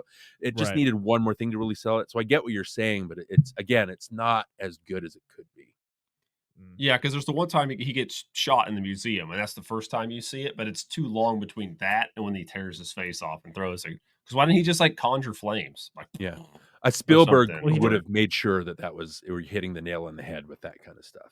Well, I mean, he put ice on the ground, so we got that. Mhm. He's like, you won't put me back in the cooler. Like this in the eyes. How'd the dinosaurs die? The Ice Age. Well, that's another thing too. At the writing is at the beginning, you find out Han wants to be immortal, but then he can also control the elements. But then he can also turn into monsters. But then he has to pass the. They're giving this to you in the moment where that's the next goal, I guess, that they accomplish within 2 minutes. Yeah, he's Captain Pollution. No, no. I said he was Captain Planet without the heart. Captain Pollution. Yeah. If Captain Planet's trying to take over the world. So we get a big old boom as the firework truck blows up, and it's like, yay. Yeah, we mentioned it before, but we find out that Lin is the Odeth Bay, but in China, where she is the one tasked to protect or to guard the temple of the emperor, make sure he doesn't wake up again. Because, of course, he is cursed with something that could destroy the fucking world. Can we stop cursing these evil people with things that can destroy the world? Stop it. Stop it, ancient civilization. Stop doing that. It's stupid. Yeah, I get it because, you could have just fucked the terracotta pies being immortal. like an indestructible or whatever. The dude could, wield all the elements. He's fucking superhuman. You don't have to, if he comes back, more bad shit happens. Just stop. It's enough. Yeah, what if we Put had the lesser curse on what if him. we had Imhotep, but just stronger? And you're like, he was pretty strong. And it's like, yeah, but we're going to make him stronger. And you're like, all right. So this is what I was so pissed about. We didn't get the second one. I wanted the two superpowered beings to fight. This is what I want. Yeah, no, but instead we got to see superpowered man get his powers taken away 5 minutes before the ending. And you're like, cool. Yeah. So they can fight a CG scorpion. Yep. They should have brought Emotep back as this half human, half cat hybrid. It's just his head on a cat body. He just hates himself the whole movie because he hates cats. He's just a little sand tornado. He's about 3 feet tall. Oh, that'd Dust be funny. Devil. Everybody calls him Dusty. I can also say that I don't think that again, I don't mean to attack one of my people. But Isabella Leong she's an exposition dump, but she doesn't have the energy that Oded Fehr does. She doesn't have the energy that a Kim Cattrall does in Big Trouble in Little China, where when they're spouting what's obviously exposition, it doesn't sound like exposition. Whenever she talks here, it's like you're only talking to give me exposition. Oh, you have a knife that can kill him. Thank you for telling me that. Listen, that's not the worst thing they do to this character, okay? The worst part of this movie, and I'm just going to jump into it because it burns me every time I would see a scene where her and Alex are together. I'm like, why are you forcing this love story between them when they have zero chemistry and there is nothing that leads to this? Well, she did knock him on his ass. Cool. That's awesome. I love you now. What the fuck are we doing? But they got to go to Shangri-La. They got to get this cursed knife that kills him. That's the only thing that could kill him, supposedly. They task Mad Dog to fly them to the mountain where they're going to then find Shangri-La. And you're like, cool. I thought the place on the mountain was Shangri-La. That just shows how much I paid attention to this movie the first time I seen it. Does Brendan Fraser mention that his friend knows how to fly a plane more times or less times that he tells us that he's fought a mummy? It's got to be close. It's got to be close. But I think he's mentioned the fact that he fought a mummy 1,000 times in this movie. It's every 5 minutes you have to hear it, and you're just sitting there going, "Oh my god, we got it, dude! we need a counter in the corner of the screen to tell me, stop. We know you fought mummies. Listen, we're gonna hear it again in a few minutes. It's fine." I know, and dude, it technically, Alex said, it was the same mummy twice. So can you count it more than That's once? literally what I was about to say. Is the fact that he literally is like, I fought the same mummy, I fought a mummy. The same one twice, and I'm like, Ah! I'm Also a literally giant Stop, scorpion. Culkin please. and Home Alone. Like, Jesus Christ, dude. Giant stuff. You fought pygmy things. Like, come Mhm. on, dude. Listen, Like, I am not trashing Brendan Fraser. I am trashing the writing. The writing is just not good in this movie. Nope. And the fact that you have to incorporate that thing over and over again to be like, ha ha ha, remember that? Ha ha ha. Like, it's not. I'm not laughing. I'm getting pissed off. And Yep. it doesn't take much for me to laugh at something. I'm an idiot. Like, I laugh at dumb things. Like, but when you constantly repeat the same joke over and over again, it's not funny anymore. It's just like, we get it, bro. Move on. I got you, dude. Got it the first 10 times. Thanks. But the landing that Mad Dog McGuire does is the most ridiculous thing. I'm like, bro, I understand we're fighting mummies and shit, but like, come on, man. Are you fucking serious? These people are dead. They're going over They're that cliff. dead. Oh no, but we got a MacGuffin where there's a hinge on the fucking landing thing that makes it whoa. They got a freaking yak in their. How many pounds does that thing weigh? They're all in the front of this plane. The engines are on the front. They're the heaviest part They of the would've went. fucking plane. It's going Would've to gone. go over, guys. That Hold on, the I just yak hit me, by the yak way. line. That's Yeah. another example of yak, it going cool. on too long. It Yakety yak, too don't many talk back. frames. Yeah, and they give and then there's a weird love story between Jonathan and the yak. I was kind of uncomfortable with that. Well, Are we sure it was yak? What was and the not- fucking villain's name? The Emperor? Jet Li's. Han. Yeah. Yeah, he's just the Emperor to me. I don't. Yeah, he was And Han. his name is Han, but I kept writing him in notes as the Dragon Emperor. Okay, that's it. I just realized he's the Avatar. You're not. He wrong. has all he bends all the elements. He's the Avatar. Ong is what There his you name go. should have been. Yeah, it's close. Yeah, absolutely. Carry on. So you find out that the Emperor can't break the curse until he's immortal. No way. Somehow the Emperor has returned. Odette, Give us that. I want to believe that. Odette plot. just walks into frame, says that, just walks off. You never see him again. Yep, absolutely. What is he doing here? He's on vacation. Then you get these weird dialogues between Alex and his mom about the fact that he slept with a lot of people. And I'm like, why do we talk? What are we doing? What are we doing? And then we get the whole That thing is where not it's a like discussion I have with my parents. where Alex and Lynn are having the conversation, and then there's this sexual tension that's not sexual tension because there's no chemistry between these two characters. And then there's a deleted scene that in this very scene, Alex and Lynn kiss. And I went, thank God they cut that out because that I would have made me more angry. What the fuck are we doing? Stop forcing love stories. It's just stupid. Has it been 24 hours since they met? They got to go to dinner. It's been like Yep. 30 minutes. And fall in love. Just Like, pin her inappropriately. This into is a corner classic right about the time frame 1950s for it. American monster movie, okay? There is a Yes. giant atomic monster outside destroying the world, and I need to go take out this woman I met 30 minutes ago out to dinner. Give me They a like fucking each other break. because they're not uggos, Parker. That's it. That's the only explanation you need. They're both. We're about to get the giant atomic monster here in a minute too. But go ahead, Darin. I'm sorry. No, you're good. This is probably the most angry I've been at a movie in a long time. And people are like, well, why do you talk about movies if you don't like them? It's because I didn't think it was going to be this bad.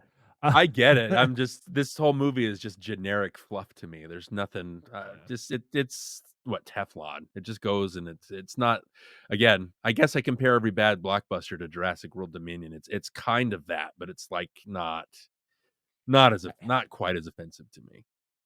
I think the thing about this movie is, to me, I think it gets better as it goes along because as I get more action pieces, I'm like, okay, this is more fun. It's not the fact that it gets better story wise or dialogue wise. It's like, oh, there's action and there's cool thing. Like Rick is fighting more mummies and things are happening. I'm into that. But when it's just a bunch of bullshit like this, you're just like, what are we doing? This is dumb. It leads to something at the end, but I don't care about that. It's not the stuff that we're there for, and then it's not particularly good the way that it does it. I don't know if that makes it's like a really lame, because in the Godzilla movies, Dan, you're waiting for those two monsters to fight, but you have to have all this human stuff in the middle. But it's like the least interesting human stuff you could possibly imagine. So once the action kicks in, you're like, okay, at least I can concentrate on something else. Listen, I like my monkeys from outer space that fight on a boat. That's clearly during the daytime, but it says it's at night. That's interesting to me. All right. I like my reporter that's actually an Interpol agent. Like, I enjoy this. But yes, for the most part, yes, we don't give a shit about the human stuff. But like, yeah. This does feel like that, doesn't it? Doesn't it feel like just a 50s monster Yes, movie it that's feels way too like fucking long a and not bunch as of the charming? movies we've covered on the Monster Zone. It really does. Yeah. Because Wait till we this do is the hot when I dog one, determined. dude. This scene is when I determined I fucking hate Alex in this movie. He sucks. Yeah. And then you figure out Jonathan's into a yak, and there's literally a shot of him going, "Hey, I'm gonna go in the back," and I went, "That's He's gonna put it in the back. that's right. literally That's the right. joke, though. That was literally the joke, and you were supposed to go, ha ha ha ha, bestiality. Move on. Ew. So they find Holes is Shangri-La, holes, or bro. what I thought was Shangri-La, but it Holes wasn't. is It's just holes. a snowy town. This is when you get a dick size contest between Rick and Alex, where they're like, "My gun's better than your gun," and you're like, No, he just. "Oh my god!" It's a shame this movie did not take place later. Holy fuck, dude! Like this scene, because he's like single action army. He's like, no, dude, it's a Walther P38, which is a beautiful, elegant weapon, and the whole thing is cartridge size, which the Walther would be better than the fucking Smith and Wesson because it's usually an older cartridge. It's I think it's 45 long Colt. Before you go on your gun rant, I have to go pee. Oh, I'll continue this when she gets back. Can I just go while you're gone? I don't care what you talk about while I'm gone. I've got to go. All right, cool. So anyway, thank you. She's heard it 1,000 So times. yes, but like he does like the 1911 like thing, and like I wish this was newer because it'd be like 2 world wars. It's like because that's for our people in the gun community. That's always everybody's like I carry 1911 because it's a 45 caliber and 2 world wars, whatever. But 9mm is majority of the time just as effective, not better. But that's not always. But anyway, but like there's cool guns. You get the Thompson again, which is a classic Rick gun. But then you get the PPS. PPS 43, which is cool. Just a lot of cool gun stuff. And I didn't mention the guns he has at the museum shootout are Smith and Wesson M&Ps, military and police models. So I like a lot more cool gun stuff later. But carry on. I like that we had to get the. Oh yeah, the Thompson is like, oh, but the pin always gets stuck or whatever the fuck he says. The jab. Yeah, the charging handle. Yeah, plays in later, and you're like, you just roll your eyes. You're like, oh, Like, dude, just listen, son. Shut the fuck up. I'm just kidding. I'm just kidding. Oh man. And yeah, this is when you get the I fought a mummy, the same one, twice. And I just fall asleep. It's John McClane in Die Hard 2. How can the same shit happen to the same guy twice? It's the obvious sequel stuff that you have to keep bringing up. Yep. Oh my god. So a gunfight ensues at the temple here. Things happen. There's a bazooka, and they have to yell bazooka. And also, Dan, would this happen if a bazooka gets shot down the barrel? It would blow up. See, I don't know if the charge would just detonate like that because it's got to be it's got to be primed. Oh, so it's if like it got punctured, it wouldn't cause an explosion. Think of it this way: if you shot a gas tank in a vehicle, it would not explode. Right. But you movies see will that make you movies? believe. Yeah, I don't know. I don't know if a 45 would punch through one of those tubes. Huh. I think it would dent the fuck out of it, especially with the cartridges they used back then. They're not as hot as the ones we use nowadays. That could. I don't know. So they got to blow up. You just this have to gold remember tower. that we're fighting a mummy that's encased in metal or whatever, and he can Right. control the elements. There's this, whatever. Yeah. I Gotta keep accept that they remembering can blow this. up a bazooka. What didn't the Yeti show up at this point? Yes, I'm getting to We're that getting because there. I'm it's sorry. so fucking funny. No, it's fine. But they got to blow up this gold tower, which they don't end up doing. And Lynn runs out. She goes, "Hey, we need some help!"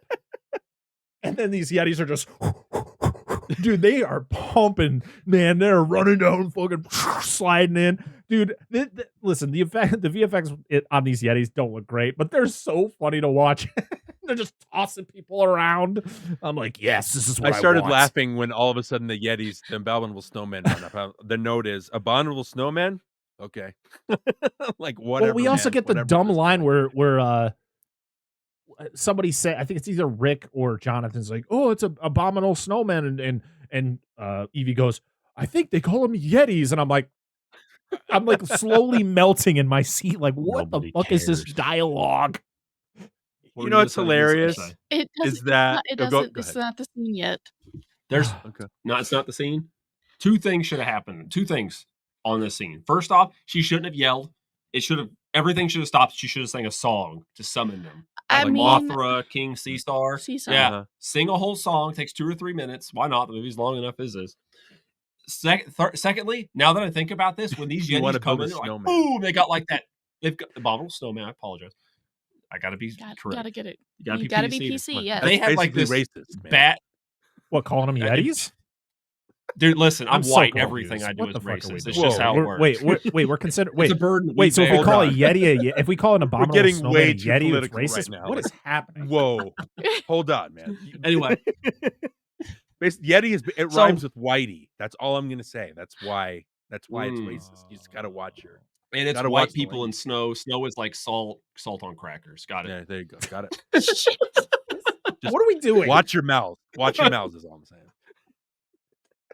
I have no Oh, control oh. over what he says. Just saying. My other thing. This is great, by the way. My other thing is when they hit and they're like they start fucking people up. I just thought of the Michael Bay Teenage Mutant Ninja Turtles. Oh yeah, Like that's the vibe I got. They're just hairy Teenage Mutant Ninja Turtles. that is true. That is true. We also had to get the whole thing where the one Yeti kicks a dude over Yep. a thing that looks like a field goal, and he That's goes, the and the guy scene. goes, and I was like, what the It's so I stupid. called it before he even did it. Uh-huh. I already had my hands up in the air I'm saying sorry. goal. Where Is are that these what you're Yetis talking watching about? football, Like, bro? Where are these Yetis watching football? How do they know this? How do they know All this? it is, it's when the Hispanics play soccer and they have to yell goal for 5 minutes. Yeah, but that's Go. Because Parker, are relevant you to the saying that situation. Yetis are not educated enough that they wouldn't know sports? Is that they what live in you're the saying? mountains, bro. First, you call them it's the equivalent 1947. of whitey, and now you're saying they have no idea what you're saying. They're uncultured swine. This has gone too far. I'm out. If I had phones over my head, I would take them off and throw them, but it doesn't work the same way This is with the these. best. This is the best episode we've ever had. Wow. Get all the truth, one-star the reviews, truth baby. comes out. Yes, you have exposed me. Cancel me now. Hashtag cancel Parker. We need it happening. Jesus It Christ. took Darin all these years. I was trying to get canceled, and Darin comes on here and just takes care of it for all of us. But it's the wrong person. It was supposed to be me. My turn to fall on the sword. Okay. Back to this plot. The Emperor does stuff. That's literally a note I have. And we get the I hate mummies line. And they never play fair. And I went, okay. And oh hey, we gotta be reminded that Jonathan loves diamonds because he sees the blue diamond the Emperor has, and he's like, "Oh, that's a diamond." And I went, "No shit, Jonathan. We're watching the same thing, bro." Like that's that is my biggest complaint about this movie is we get these dumbass one-liners that are just like pointing at something and going, "Notice that thing?" And that's what they give Evie to do the whole movie. Where she is just giving these little tiny expositions to certain things where you're just like, stop doing that. Stop being like the fucking conscience on fucking Rick's Isn't shoulders. it Like no one so fucking funny cares. that we completely forget that Evie is the reincarnation of the Egyptian princess Nefertiti? Yes. We Yes, completely lose that plot we point. completely forget. Yeah. It's dumb. So the Emperor uses the diamond to find the location of Shangri-La. And we have to get a callback to the original Mummy where the light source thing in the tomb where it's like zing zing zing, and so we had to get that whole thing with the fucking laser beam to Shangri-La. It couldn't just be a straight shot. It has to be bounces off this thing, bounces off that thing, and up there it is, up in the mountains. Which in itself is from Raiders of the Lost Ark, was when he's in the well. Yeah, we when he's mentioned trying with the staff. Yeah, yeah, we mentioned that in our Mummy episode. The correlations of that. So there's an avalanche. Also, Rick sacrifices himself so Alex doesn't die, and then so we have to get a whole play on. Remember the last movie when Evie died? Well, now we're gonna try to kill Rick off, which I guess Rob Cohen actually wanted to kill Rick off, and they were like, that wouldn't be a good idea, and so Rick doesn't die. And then we get an avalanche. We got to get the Yetis coming back because the Emperor scared the Yetis off. But the Yetis With came sound. back to save them. Yeah. Mhm. Yeah, he just yells and they're like, "Oh, it hurt my ears," and they run away. Just Too much shorthand. bass. Too much bass and just bleeding. You just see blood trickle down their ears. Ah! Or he actuated their brown note. Just run away shitting themselves. That's why would have made no, the it's movie not way more white. interesting. Oh man. So we then go to a cave, which Yeon's there. Is that how you pronounce it? Is it Yeon? Yeon? Y-U-A-N? How do you pronounce that? We talking about the Michelle Yeoh character? Who are you talking about? Michelle Yeoh's character. It's Zi-Yun. Yeah. Is it Yun? Zi-Yun. Yeah, Yun. Okay, Uh-huh. okay. I was asking you, Darin. You're like, I'm just trying to I see feel how like an racist idiot every we time. get. I'm just trying to see Oh the my next God, level. stop it. Aaron, We're seriously going to get a 1-star review because somebody's going to take your word seriously and they're just going to be like, fuck I'm this only show. half, guys. I'm only half Chinese. You should only take me half seriously. There's only half of me that's upset. Listen, we've That's gotten a all you 1-star. get. We've gotten a 1-star review calling us racist, so it wouldn't be the first time. How did they get to this Yeah. cave? I don't They know. just is this the one where he says, no, that's later where Rick again brings up the plane, right? They have to travel to get to this cave, Yeah. right? Yeah, the Yetis like haul him on like a makeshift stretcher. Yeah. But this is Those Shangri-La, girls can right? speak Yetis. Yeah, well, this Yeah. so you got the Fountain of Youth here that they would later use in the Pirates of the Caribbean sequel, and then yeah, Oh, they Conan. save Rick. They sprinkle some juice on his chest, and he's back alive again. And I like Jonathan. He goes out and he sees this beautiful oasis, which is pretty much the place from Cher. What the hell is the place from the second one? Like Cher La or whatever the hell it is. And he's like, "Oh, this is beautiful. I could live here and build a casino." And I'm like, Too long. typical There- white guy line. When you see him walk up, it's obviously a set that he's on, and then when you see what he's Yes. looking at, it's obviously a CG landscape. It doesn't Oh, match yeah. at all. And you're also questioning, are there people down there? Is Yeah. there like a civilization? Like people are there? Like, I like how the Emperor goes there, jumps in the pool, he swan dives in there to become mortal, and then just completely ignores the fact that there's this beautiful oasis behind him. He's like, "Nah, fuck that. I'm going back for my army." Yeah. Yeah, Back to that the whole wall. Shangri-La thing really paid off, huh? I was like, "Oh, hey, Shangri-La is a beautiful oasis, but this time it's not being run by the Scorpion King." So you find out that Lin is 2,000 years old, and you get the joke of, "Hey, I'm into older ladies," and I went, "Yay!" Is this the part where we- you have that whole dialogue where she's like, "I can't fall in love with you because I will not watch you die," and there's no You've known each other connection? for 20, Yeah. 21 hours. Like, what are we doing? And then automatically the next scene, I think the Michelle Yeoh character is like, "But we can get rid of the immortality," and she smiles. And it's like, oh, yeah, why like- even bring it up if you're just gonna resolve it in the next scene? You want to know what my smile looked like? It was like I was in pain. I was like, "Ugh, I hate this so much." So yeah, everything just is stupid. Rick is awake, and you're like, "Yay!" And then I think this is when you find out that Rick's nickname is Ricochet, and you went, "Cool. We needed this in the third movie. Mhm. Awesome." And yay, the family hugs and makes up because Rick didn't die. And I mean, I was happy Rick didn't die, but I also was like, you can't kill off Rick fucking halfway through the movie. That's just stupid. So the Emperor shows up, becomes immortal, then he becomes a dragon, and he takes Lin and flies away. The way you're He describing became, it is exactly how it plays out in the movie. There's no there's no pomp and circumstance to anything. I like how the Michelle Yeoh character she goes, "I'll take the first watch," and then like the next thing she's talking with her daughter, and then they attack the place, and it's Yeah. just Han and Yang. It's only two guys that are attacking this place. That Yep. they not even attacking. They walk in, and then But he they comes in toss- and becomes a dragon.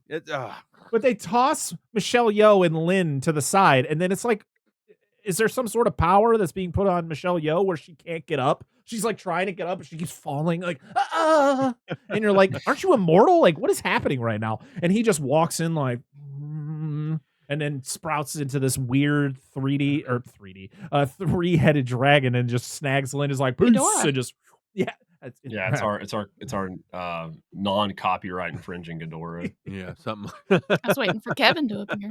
This was Ghidorah if it was drawn. It was drawn by me, cross-eyed. I like how you have This is the Lin, Ghidorah that one. sorry. Go ahead. I like how you have the Lin character and the Alex character. They have that scene where they're about, I won't watch you die. And it seems with Michelle Yeoh in it seems like they're trying to make a Crouching Tiger, Hidden Dragon connection, which is like, don't do that because you're not Crouching Tiger, Hidden Dragon. And you're not even trying to be. It's like, you just can't do this and think you're that good or that dramatic or that emotional.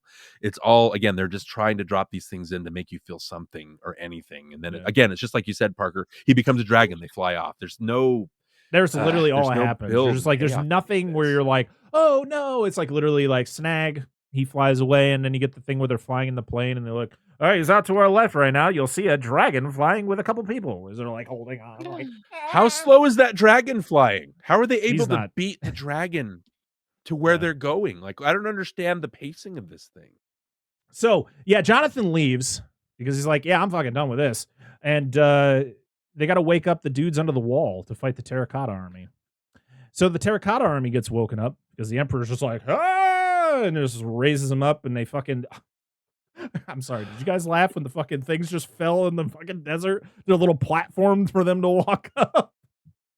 They have this high-end bunker, like just deploy the troops, and then like the Droideka army wops out. Yeah. Literally, by the time the Yetis show up, the movie became a, okay, now this is happening movie. Like, just whatever. Like, okay, now this is happening. Now that's happening. You know, it's just. And so, I do like her going into the cave and kind of doing the thing where she spreads all the book pages out, and then she, you know, says the words in the book to wake them up, and they're all like forming out of the wall. You find out she sacrifices her and Lynn's immortality to raise them up. They all wake up and come out. To be honest, I don't think the first time I seen this movie that I realized that main mummy was General Ming. Didn't know that. Just thought, oh, that's just the leader. He's just the leader of these mummies. Like, I didn't realize that was Ming, even though that it's said like twice and that it multiple is. times, yeah. Yes, I must have just fell asleep for that part. I don't remember. I like how like there's not like a scene. I'm going to to comment on that. Shit about. Well, yeah, go ahead. I'm just surprised it wasn't a meetup between him and Michelle Yeoh. That's my point.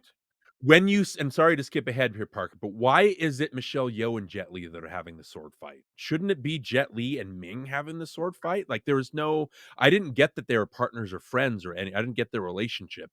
And then when you have that whole thing where you put in that romance, again, Crouching Tiger, Hidden Dragon, why don't you have a scene where they reconnect or at least give a look? There's nothing there. There's no drama that's given to it. It's just so inept and inert. There also isn't like a meetup with like, hey, dad, like this is your daughter, and it's nothing. It's just like from a distance, they're just like, peace out, bro, and they just disappear into the sands. Like, okay, so it might be better that they didn't establish it. Yeah, it's better that they didn't establish it as Ming, because then you don't have to worry about all these questions. Yep. So the battle begins, and while this is happening, we get a fight between Michelle Yeoh and Jet Li, and it's really lame, and I'm really sad that it's really lame because this could have been really fucking cool. Here's where I wanted to, again, we mentioned, I went off on my Chinese heritage on our Big Trouble in Little China thing, and so that movie means more to me than this one does, right? I don't really know if there's a lot, if it's culturally accurate, if it's historical. I know that they tried it into stuff. It's nice that they're in Shanghai or Hong Kong or all these other places. I like seeing those things. They don't really establish it though. I don't really feel like we're there. They're just telling us that they're in China, right? So they don't really go into it. Like, we got to be in a desert. It's a mummy movie. You know, yeah, whatever. So all that is just anonymous stuff. It doesn't really, as much as Rob Cohen says he wants to respect that the culture or whatever, I don't feel like they dive into it. They don't even dive into it enough for it to be offensive, right? To get stuff wrong, right? What bugs me is you have Jet Li, again, who could have been played by anybody. You get Jet Li here and you give him nothing interesting to do. I'm sorry, he doesn't do anything interesting in this whole. He has the fight scene or whatever, right? But it's just there because it's Jet Li. You have Michelle Yeoh, who again is playing a version of her Crouching Tiger, Hidden Dragon character, but there's no nuance to it. There's no romance or emotion to it. The thing that bugs me is when you watch Hong Kong or Kung Fu cinema, the way that it's very simple, guys. How you shoot a fight is you have wide shots so you can see their bodies moving, right? You have long, continuous shots where you can be impressed by the choreography and by the moves. In this fight scene that lasts, I don't know, 2 minutes, I don't think there's a single wide shot in the whole thing. And it's cutting constantly without any beat, without any rhythm. You have freaking, no, you have fucking Jet Li and Michelle Yeoh fighting each other, and this is the shit that you give them. This is what made me angry. It's like, at least they're gonna have a fight. Oh, at least I've got something. In Tomorrow Never Dies, I don't know if you guys, there's a scene where Michelle Yeoh fights these guys in her office or whatever. It has nothing to do with the rest of the plot, which again, it's a James Bond movie, doesn't matter. The fact that she got her people to shoot that movie, it's not Roger Spottiswoode who shot the movie actually shooting that scene.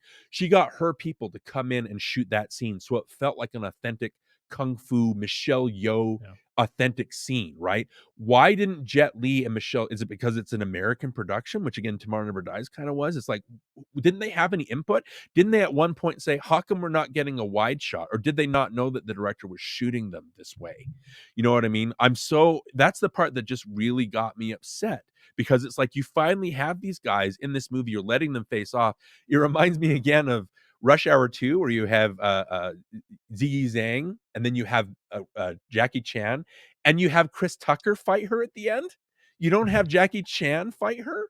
It's like, what is this? Like, you're missing out on all these opportunities. And again, it's like, who did the cinematography for this movie? Simon Duggan, who's done, I'm looking at it, like iRobot. He did, well, Live Free or Die Hard, not great, but later he ended up doing Furiosa, Mad Max saga, like just barely.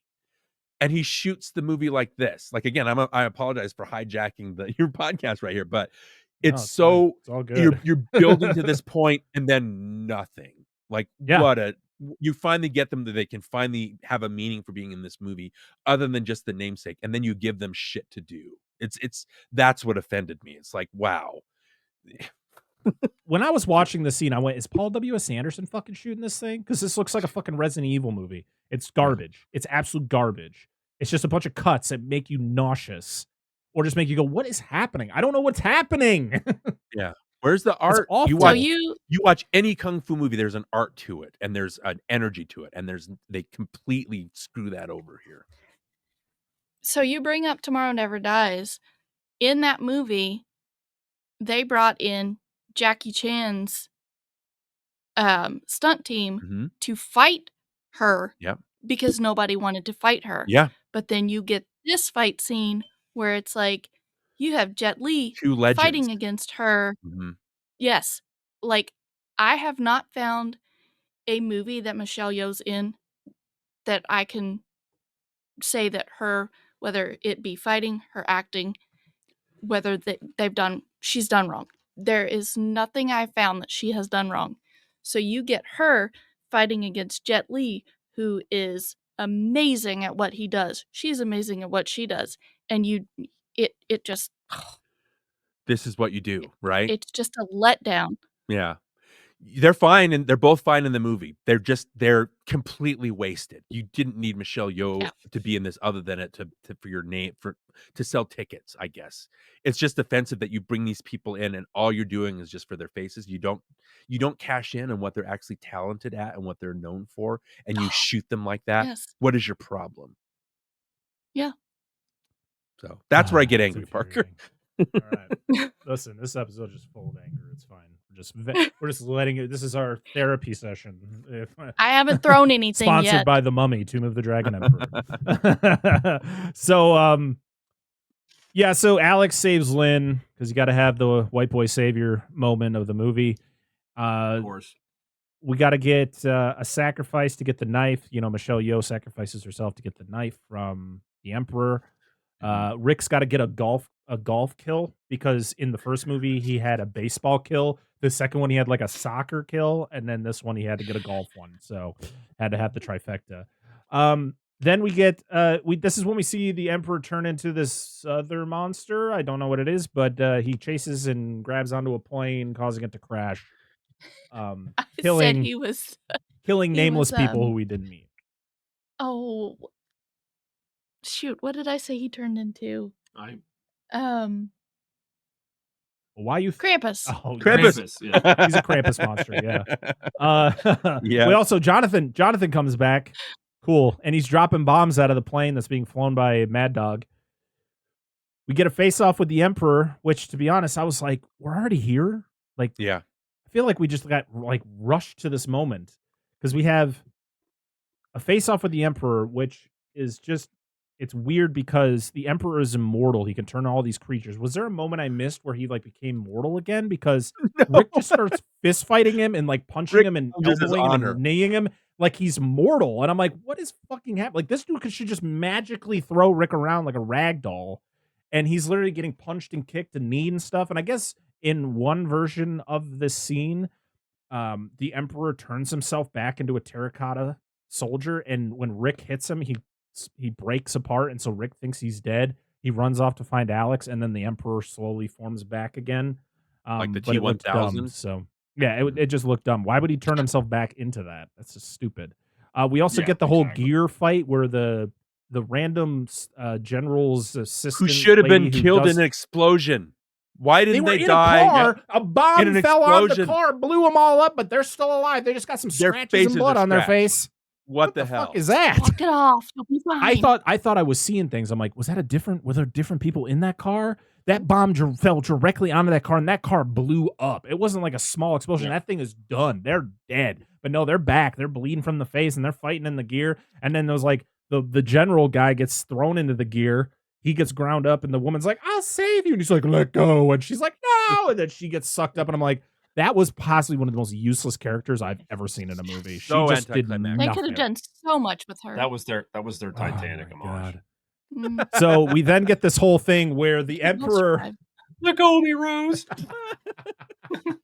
We always got to fit a Titanic reference into our episode. I'll never let go, Absolutely. Yang. I'll never let go. It's so bad. It's so dumb.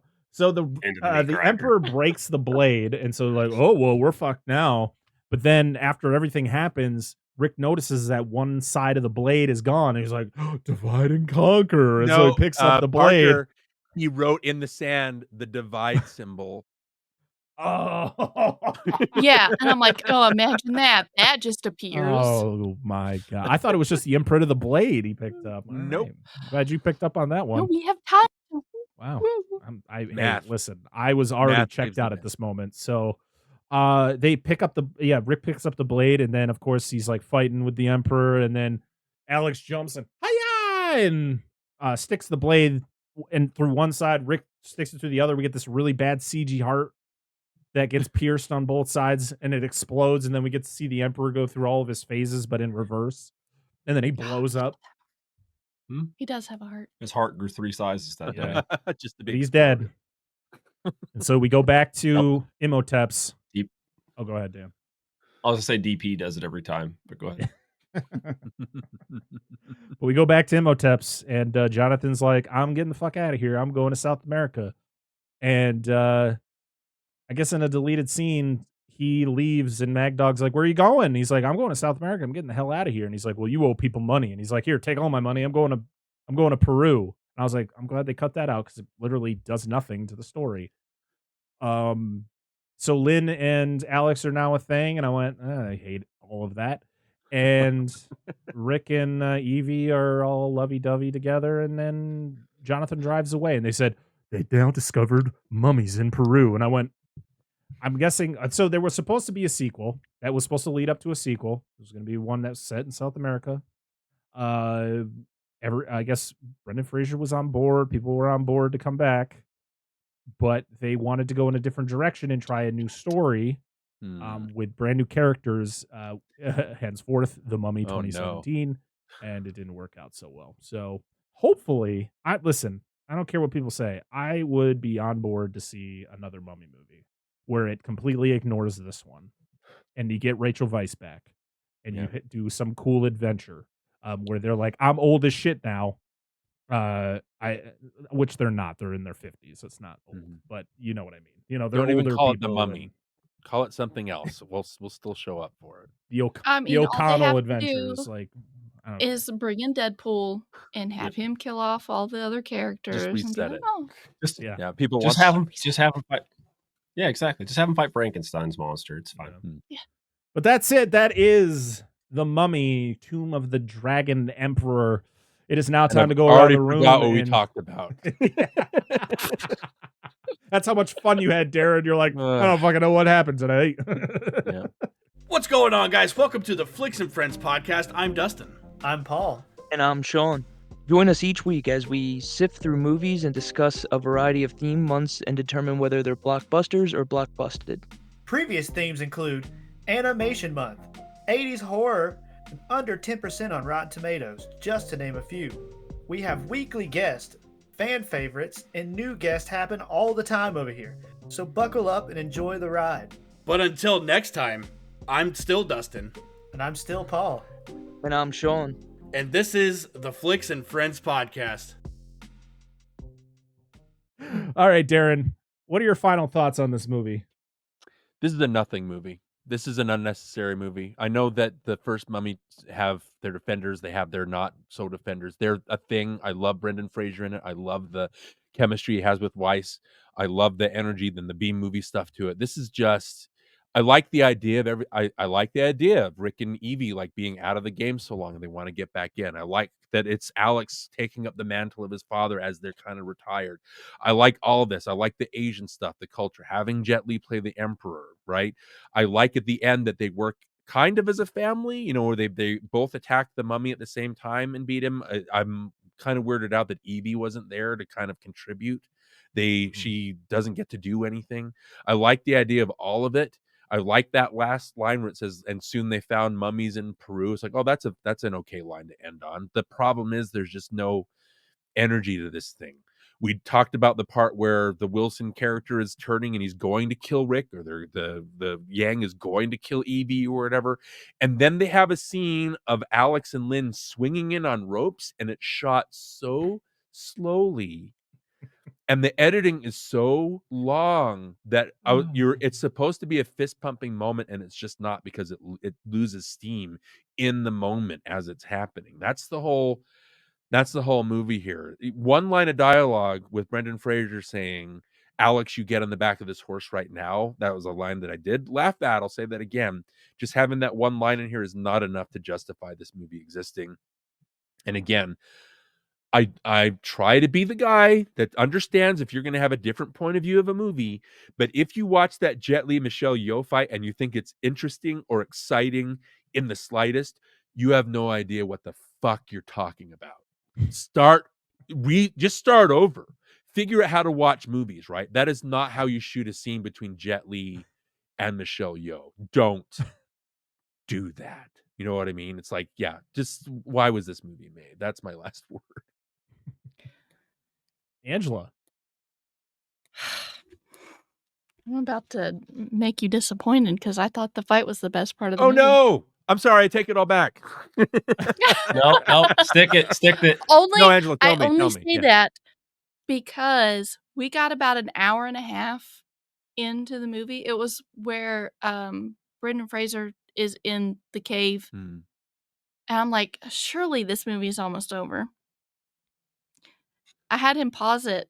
Still had like 30 minutes left. I'm like, are you serious? 30 minutes left and nothing has happened. Nothing super exciting has happened other than that chase through the streets of Shanghai, which I was like, that's pretty cool.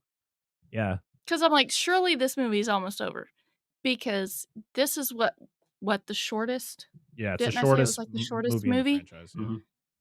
And it felt like the longest. Yeah. Because you get so far in and nothing has happened. That's what happens when you have just poor and writing. everything is so freaking slow. The only major part of that fight that I truly enjoy is their costuming. Okay. Part of it. I loved Crouching Tiger, Hidden Dragon for the costuming and how they did it with the fights. Any kind of fights like that, Just how That's what I everything look flows for. and all that. Yeah, Yes, that did look good. When she's because twirling, they're yeah, it so looks. Those shots look good. they're Yeah. so smooth with their movements. Because I grew up watching Jackie Chan and Bruce Lee. Like, those were the two fighters, and then Jet Li comes along, and you're like, ooh, this is new, fresh, interesting. Yeah. And then you add a female in to all the fights, and you're like, ooh, hey, she's a female. But yeah, this whole movie was like, Something is gonna are we happen, done right? yet? Well, Angela, that's I mean, I called so much of this movie, the whole field goal part and the It's like firework that they shot out. it's like Jay That was Leno supposed to wrote be a Yeah. Jay Leno. the big. Yeah. I called way too much for not seeing this, and I hate when I can call movies. When you're ahead of it, yeah. Yeah, like when I can say a line, or I think I said a line. Yeah, and I'm I'm pretty like, sure oh, you said a line. You're like, yep. I was like, all right. is it the worst movie? No. Would I watch it again? No.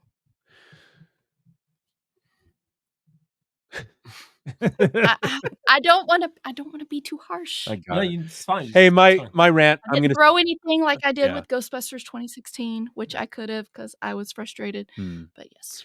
I'll stick to my rant, Angela, because I don't think you're disagreeing with me on that. I like that you're able to. I agree with you. Like the way that the costuming is great. Like, but I don't think any of us would disagree that it's not shot in a way.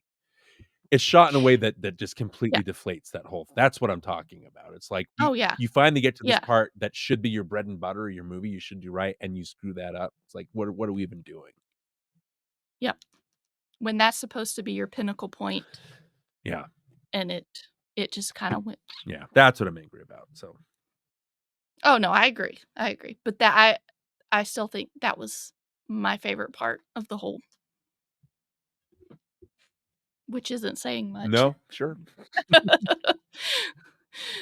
Dan. Finished. No, I'm done. Okay, so no, I'm just making sure. I don't want to jump in front of you. No, I had to power through it to finish the show. I mean, I've had those other movies we haven't finished for the show. We did finish this one out though, and there's a few things I liked about it. Like enjoyed the gunplay here and there. Of course, it being me. Some of the action sequences were okay. I like the ending, like kind of like the big kind of brawl with some of the terracotta soldiers at the end, and like obviously the CG wasn't anything fantastic, but I like kind of how they fell apart with like some of the gunshots and like some of the stuff just going on in the background. The story wasn't compelling to me. I didn't know Brendan Fraser. Fraser is like the character I cared the most about, but he felt kind of sleepy, like I said, in some of his deliveries, and that was with most of the actors, unfortunately. I think Jet Li was probably the most intense character in the whole movie for a majority of the time he was actually on screen. It was himself. Yeah, just by I liked default. how the curse worked. Yeah, I like how his curse worked. Like it was painful to him. Like I actually experienced pain if the terracotta broke and it reformed on him. I thought that was cool. I wish they would have did more with that, like we all talked about. And yeah, I'll never go back and watch this movie. I don't see any reason to do it. Just watch the first two. It's very unnecessary. I mean, and this is a guy, again, I watch Godzilla movies. There's like 36, 37 movies. So most people would say most of those are unnecessary, but it just doesn't do it for me. And it didn't have, it's not the fact that it's a different setting. A different setting could have been done and done well. It's just the whole movie itself just didn't have what I was expecting from it. So Parker, before you go up, the fire that's involved in when it comes back. What about? When his when like his the flames and the stuff? flames and the fire. Like it he doesn't just physically react, like you see it. There's some moments in there. Parker, before you go, I just want to say that when this movie ended, when I finished it today, I had to go back and watch the ending to Mummy Returns. I just had to remind myself why I like these movies, why I would even give these time of day. So I guess maybe that's why I'm not too angry, because I have those other two that if I need to, I can go back to those. Right. Were you going to see Emotep fall into the cutouts of the Rammstein concert? Like, oh, yeah, absolutely. Body surf to hell. Anyway, Yeah, please. Oh man, this is a movie where I watched it last night and went, you know what? I'm having a good time. This is okay. And then I'm talking about it and I'm like, this movie sucks. This movie's just not good. and to be honest, it's not even You talk yourself up before now. and it's not even like it's just the writing is so bad. Yeah. These characters you're supposed to care about are just given the worst dialogue. You get just exposition garbage throughout the whole thing. Maria Bello is a fantastic actress, and she is just given nothing to do other than like kind of whisper into Rick's ear about things like they're actually called Yetis. Oh, this. And I'm like, be nice to your son. yeah, and it's like, what are we doing? Like, this is just dumb. And yeah, and to be honest, Brendan Fraser, he has his moments in this movie where it's like, oh, that's Rick O'Connell, man. He's doing Rick O'Connell things. And then there's times where he's like half asleep, and you're like, wake up, Rick, you gotta do something. Like, what are we doing? All right. He just fell asleep in the chair in the beginning and never woke And it's up. crazy to think that I hate a version of a character more as an adult than his version as a child. And I hated Alex in this movie. And to be honest, I thought it was going to be the other way around, where it's like I didn't like the Alex in Mummy Returns, which actually he was fine. But his version in this is just awful. He's just given dumb dialogue. They put him in this weird love story that doesn't make any fucking sense. And it reduces Lynn, which kind of sucks because she's like a badass character, but yet they're like, well, she's got to have a love interest and it's got to be a white guy. And you're like, this is stupid, dude. Like, what are we doing here? And like Jet Li does nothing. Like he looked like his CG versions and the Mummy versions of him are actually cool. I like the whole terracotta transformation and like the lore behind his curse and all that. It's awesome, but they didn't do much with it. And then it's like the ending is just like, it just drops the ball, and then you're just like, okay, that was a movie, as Angela would say. Yeah, and so I don't think I don't know. It wasn't that bad. I don't know if I'll go back to this movie. Like I think anytime I go back to this franchise, it's like I'll watch The Mummy and I'll watch The Mummy Returns. Those are two fun movies. Yeah. This movie is just the one where you're just like, it exists. I guess it's the cash grab. Gotta go with it. Yeah. Yep. They made the money off the first two, and they're like, "Oh, we got to keep going with this." And somebody failed. Yep. All right. Well, now that we've given our final thoughts, now we're going to go over to social media and see what you all had to say about The Mummy 3. And we're going to start over on Twitter/X, where our first comment is from this guy from NOSTALGIACAST, who just says sigh. Wait, what? And the next one is from @ExperiencePod, who says, I love The Mummy and Mummy Returns. I watched 5 minutes of this when it came out on DVD years ago and switched off. It's just not The Mummy, unfortunately. Our next one is our good friend Fiore, or @Fiore Love is Life, who said Jet Li and Michelle Yeoh were some of the best parts of this movie, but their fight at the end was just filmed horribly. I don't know. Maybe it's just me. It's not just you. It's not just you. Oh, God. He's going down. He's down. Condor 1 is down. Condor 1 is down. Our next one is from the Gentle Dorks podcast, who said, not a terrible movie. They underused Jet Li, as we could have had more great fight scenes. Also, the studio interference and wanting things added didn't help production either. Still the weakest of the Mummy movies, unless you add Scorpion King to the mix. I don't include the Scorpion King into this franchise because if it played into the Mummy Returns, it would be part of this franchise. But the story of the Scorpion King has nothing to do with the Scorpion King from the Mummy Returns, so it is its own entity. It's not part of this franchise. Our next one is from Shoot the Flick, who says, I still don't like that they replaced Evie. Nobody does, but it's not Maria Bello's fault. Nope, it's not. Our next one is from Film Shake, the 90s movie podcast, who says Returns is a step down from the original, and this is a step down from Returns. Okay, I agree. Moments in Time and Space. Oof. When I watched this, I thought somewhere there is a dead horse being beaten by the studio, hoping some dollars will pop out of it. Yeah. See it. @Laughmatician said, easily the worst of the trilogy. What made the first two so charming was the chemistry between Brendan and Rachel Weisz. While Michelle Yeoh does a fantastic job, it just can't replace the Fraser-Weisz dynamic. Over on Instagram, we have one from Big Optimist 33 who said, I've only watched this movie once and it was not terrible, but definitely not as good as the previous two. Keep up the great work. Love your podcast. Thank you so much. Yes, thank you. And Captain Steve Coates from Bucket of Chum podcast just says, well, good luck. Thanks, Steve. Thanks. Captain Steve. I'm sorry. Yes, I Captain pronounced Steve it Coates. properly. I should have said that. My mistake. Let me make sure that there's nothing over on Threads.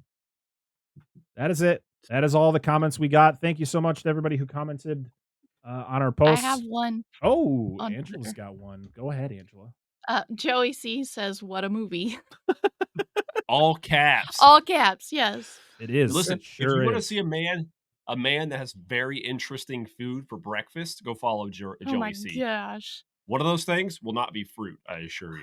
His breakfast he posts at like 1:00 in the afternoon. This is like, random shit. I love it so great. much. It's so manly. We love Joey. He'll be back on the show very soon. Yes, he will. heck yeah.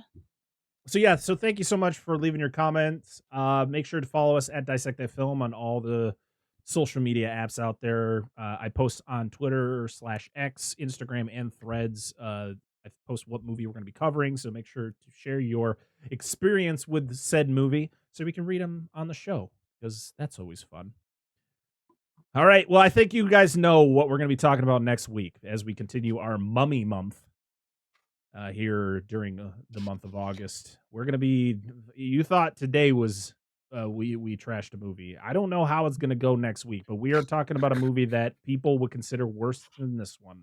Oof. As we are going to, as we, we invited our good friend, Old Man Brad, to talk about 2017's The Mummy, starring Tom Cruise.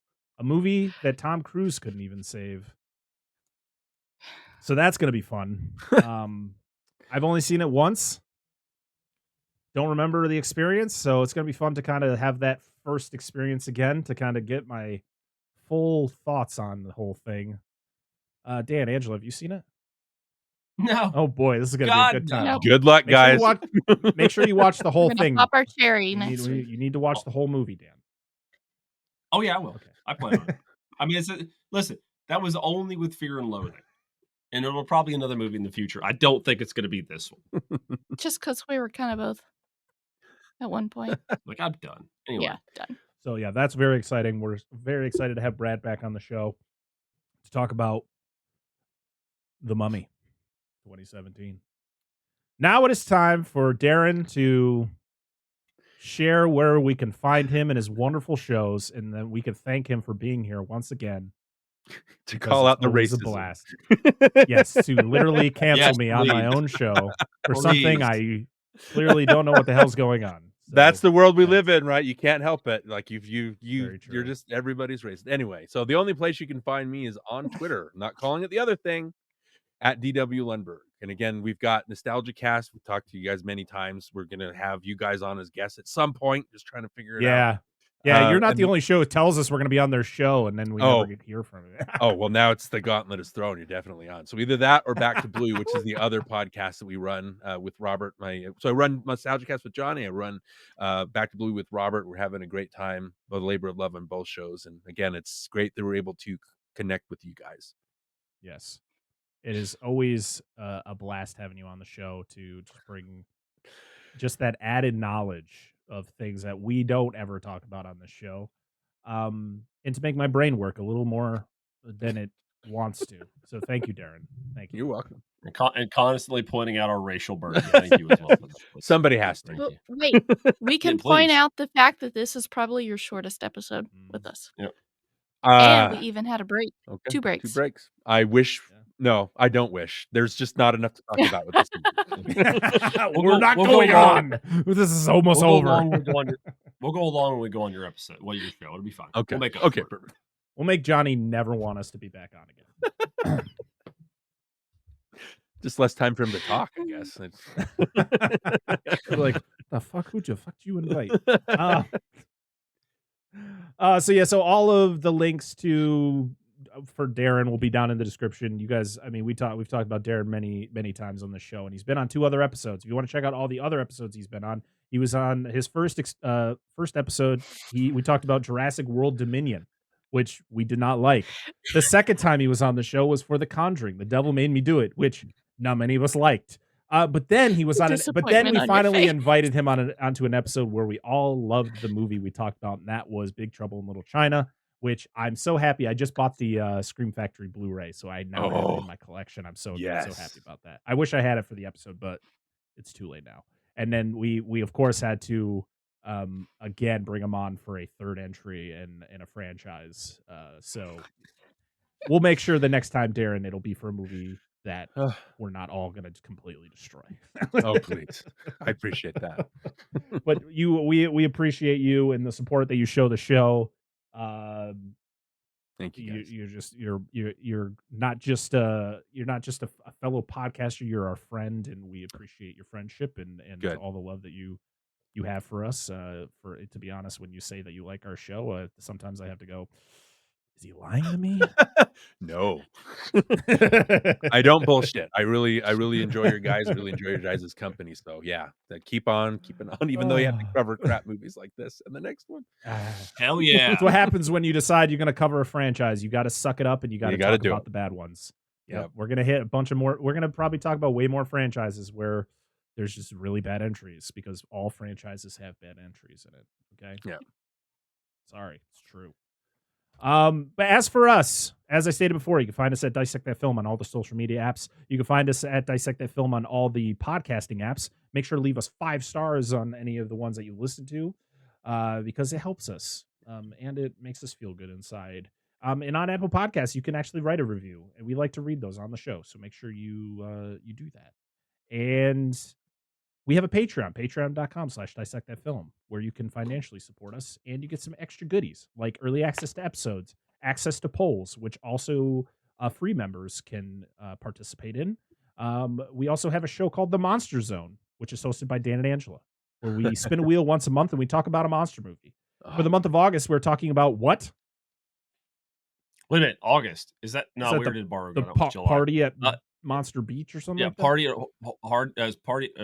No, is this Party at Horror Beach? It's the one with the hot dogs. Party at Horror Beach will be our episode for August. So make sure to go over to patreon.com/dissectthatfilm. And if you want to have access to the Monster Zone, it's at the $5 tier. But if you can't join us at that tier, you got a $1 tier, and then we have a free tier. So you can join at any one of those tiers, and we appreciate your support over there. But if you can't do that, 5 stars on your favorite podcast app, and like, comment, and subscribe on the YouTube video, because we're on YouTube, youtube.com/dissectthatfilm, where we have the video version of the podcast, where you can see our lovely faces and all of our facial expressions and our disgust for movies that we talk about, or our happy faces when we talk about movies we actually like.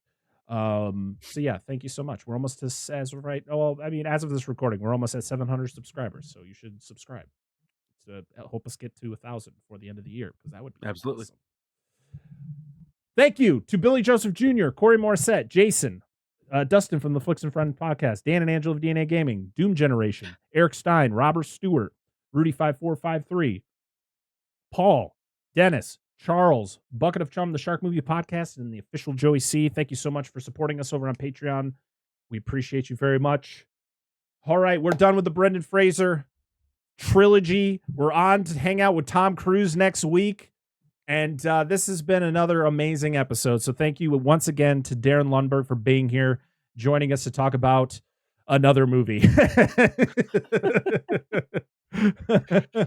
But until next time, I am Brett Parker. That is Dan Angelo of DNA Gaming. And that is Darin Lundberg of NOSTALGIACAST. And back to Bluey. This has just been another episode of Dissect That Film. All right. See y'all later. Bye-bye, everybody. Bye.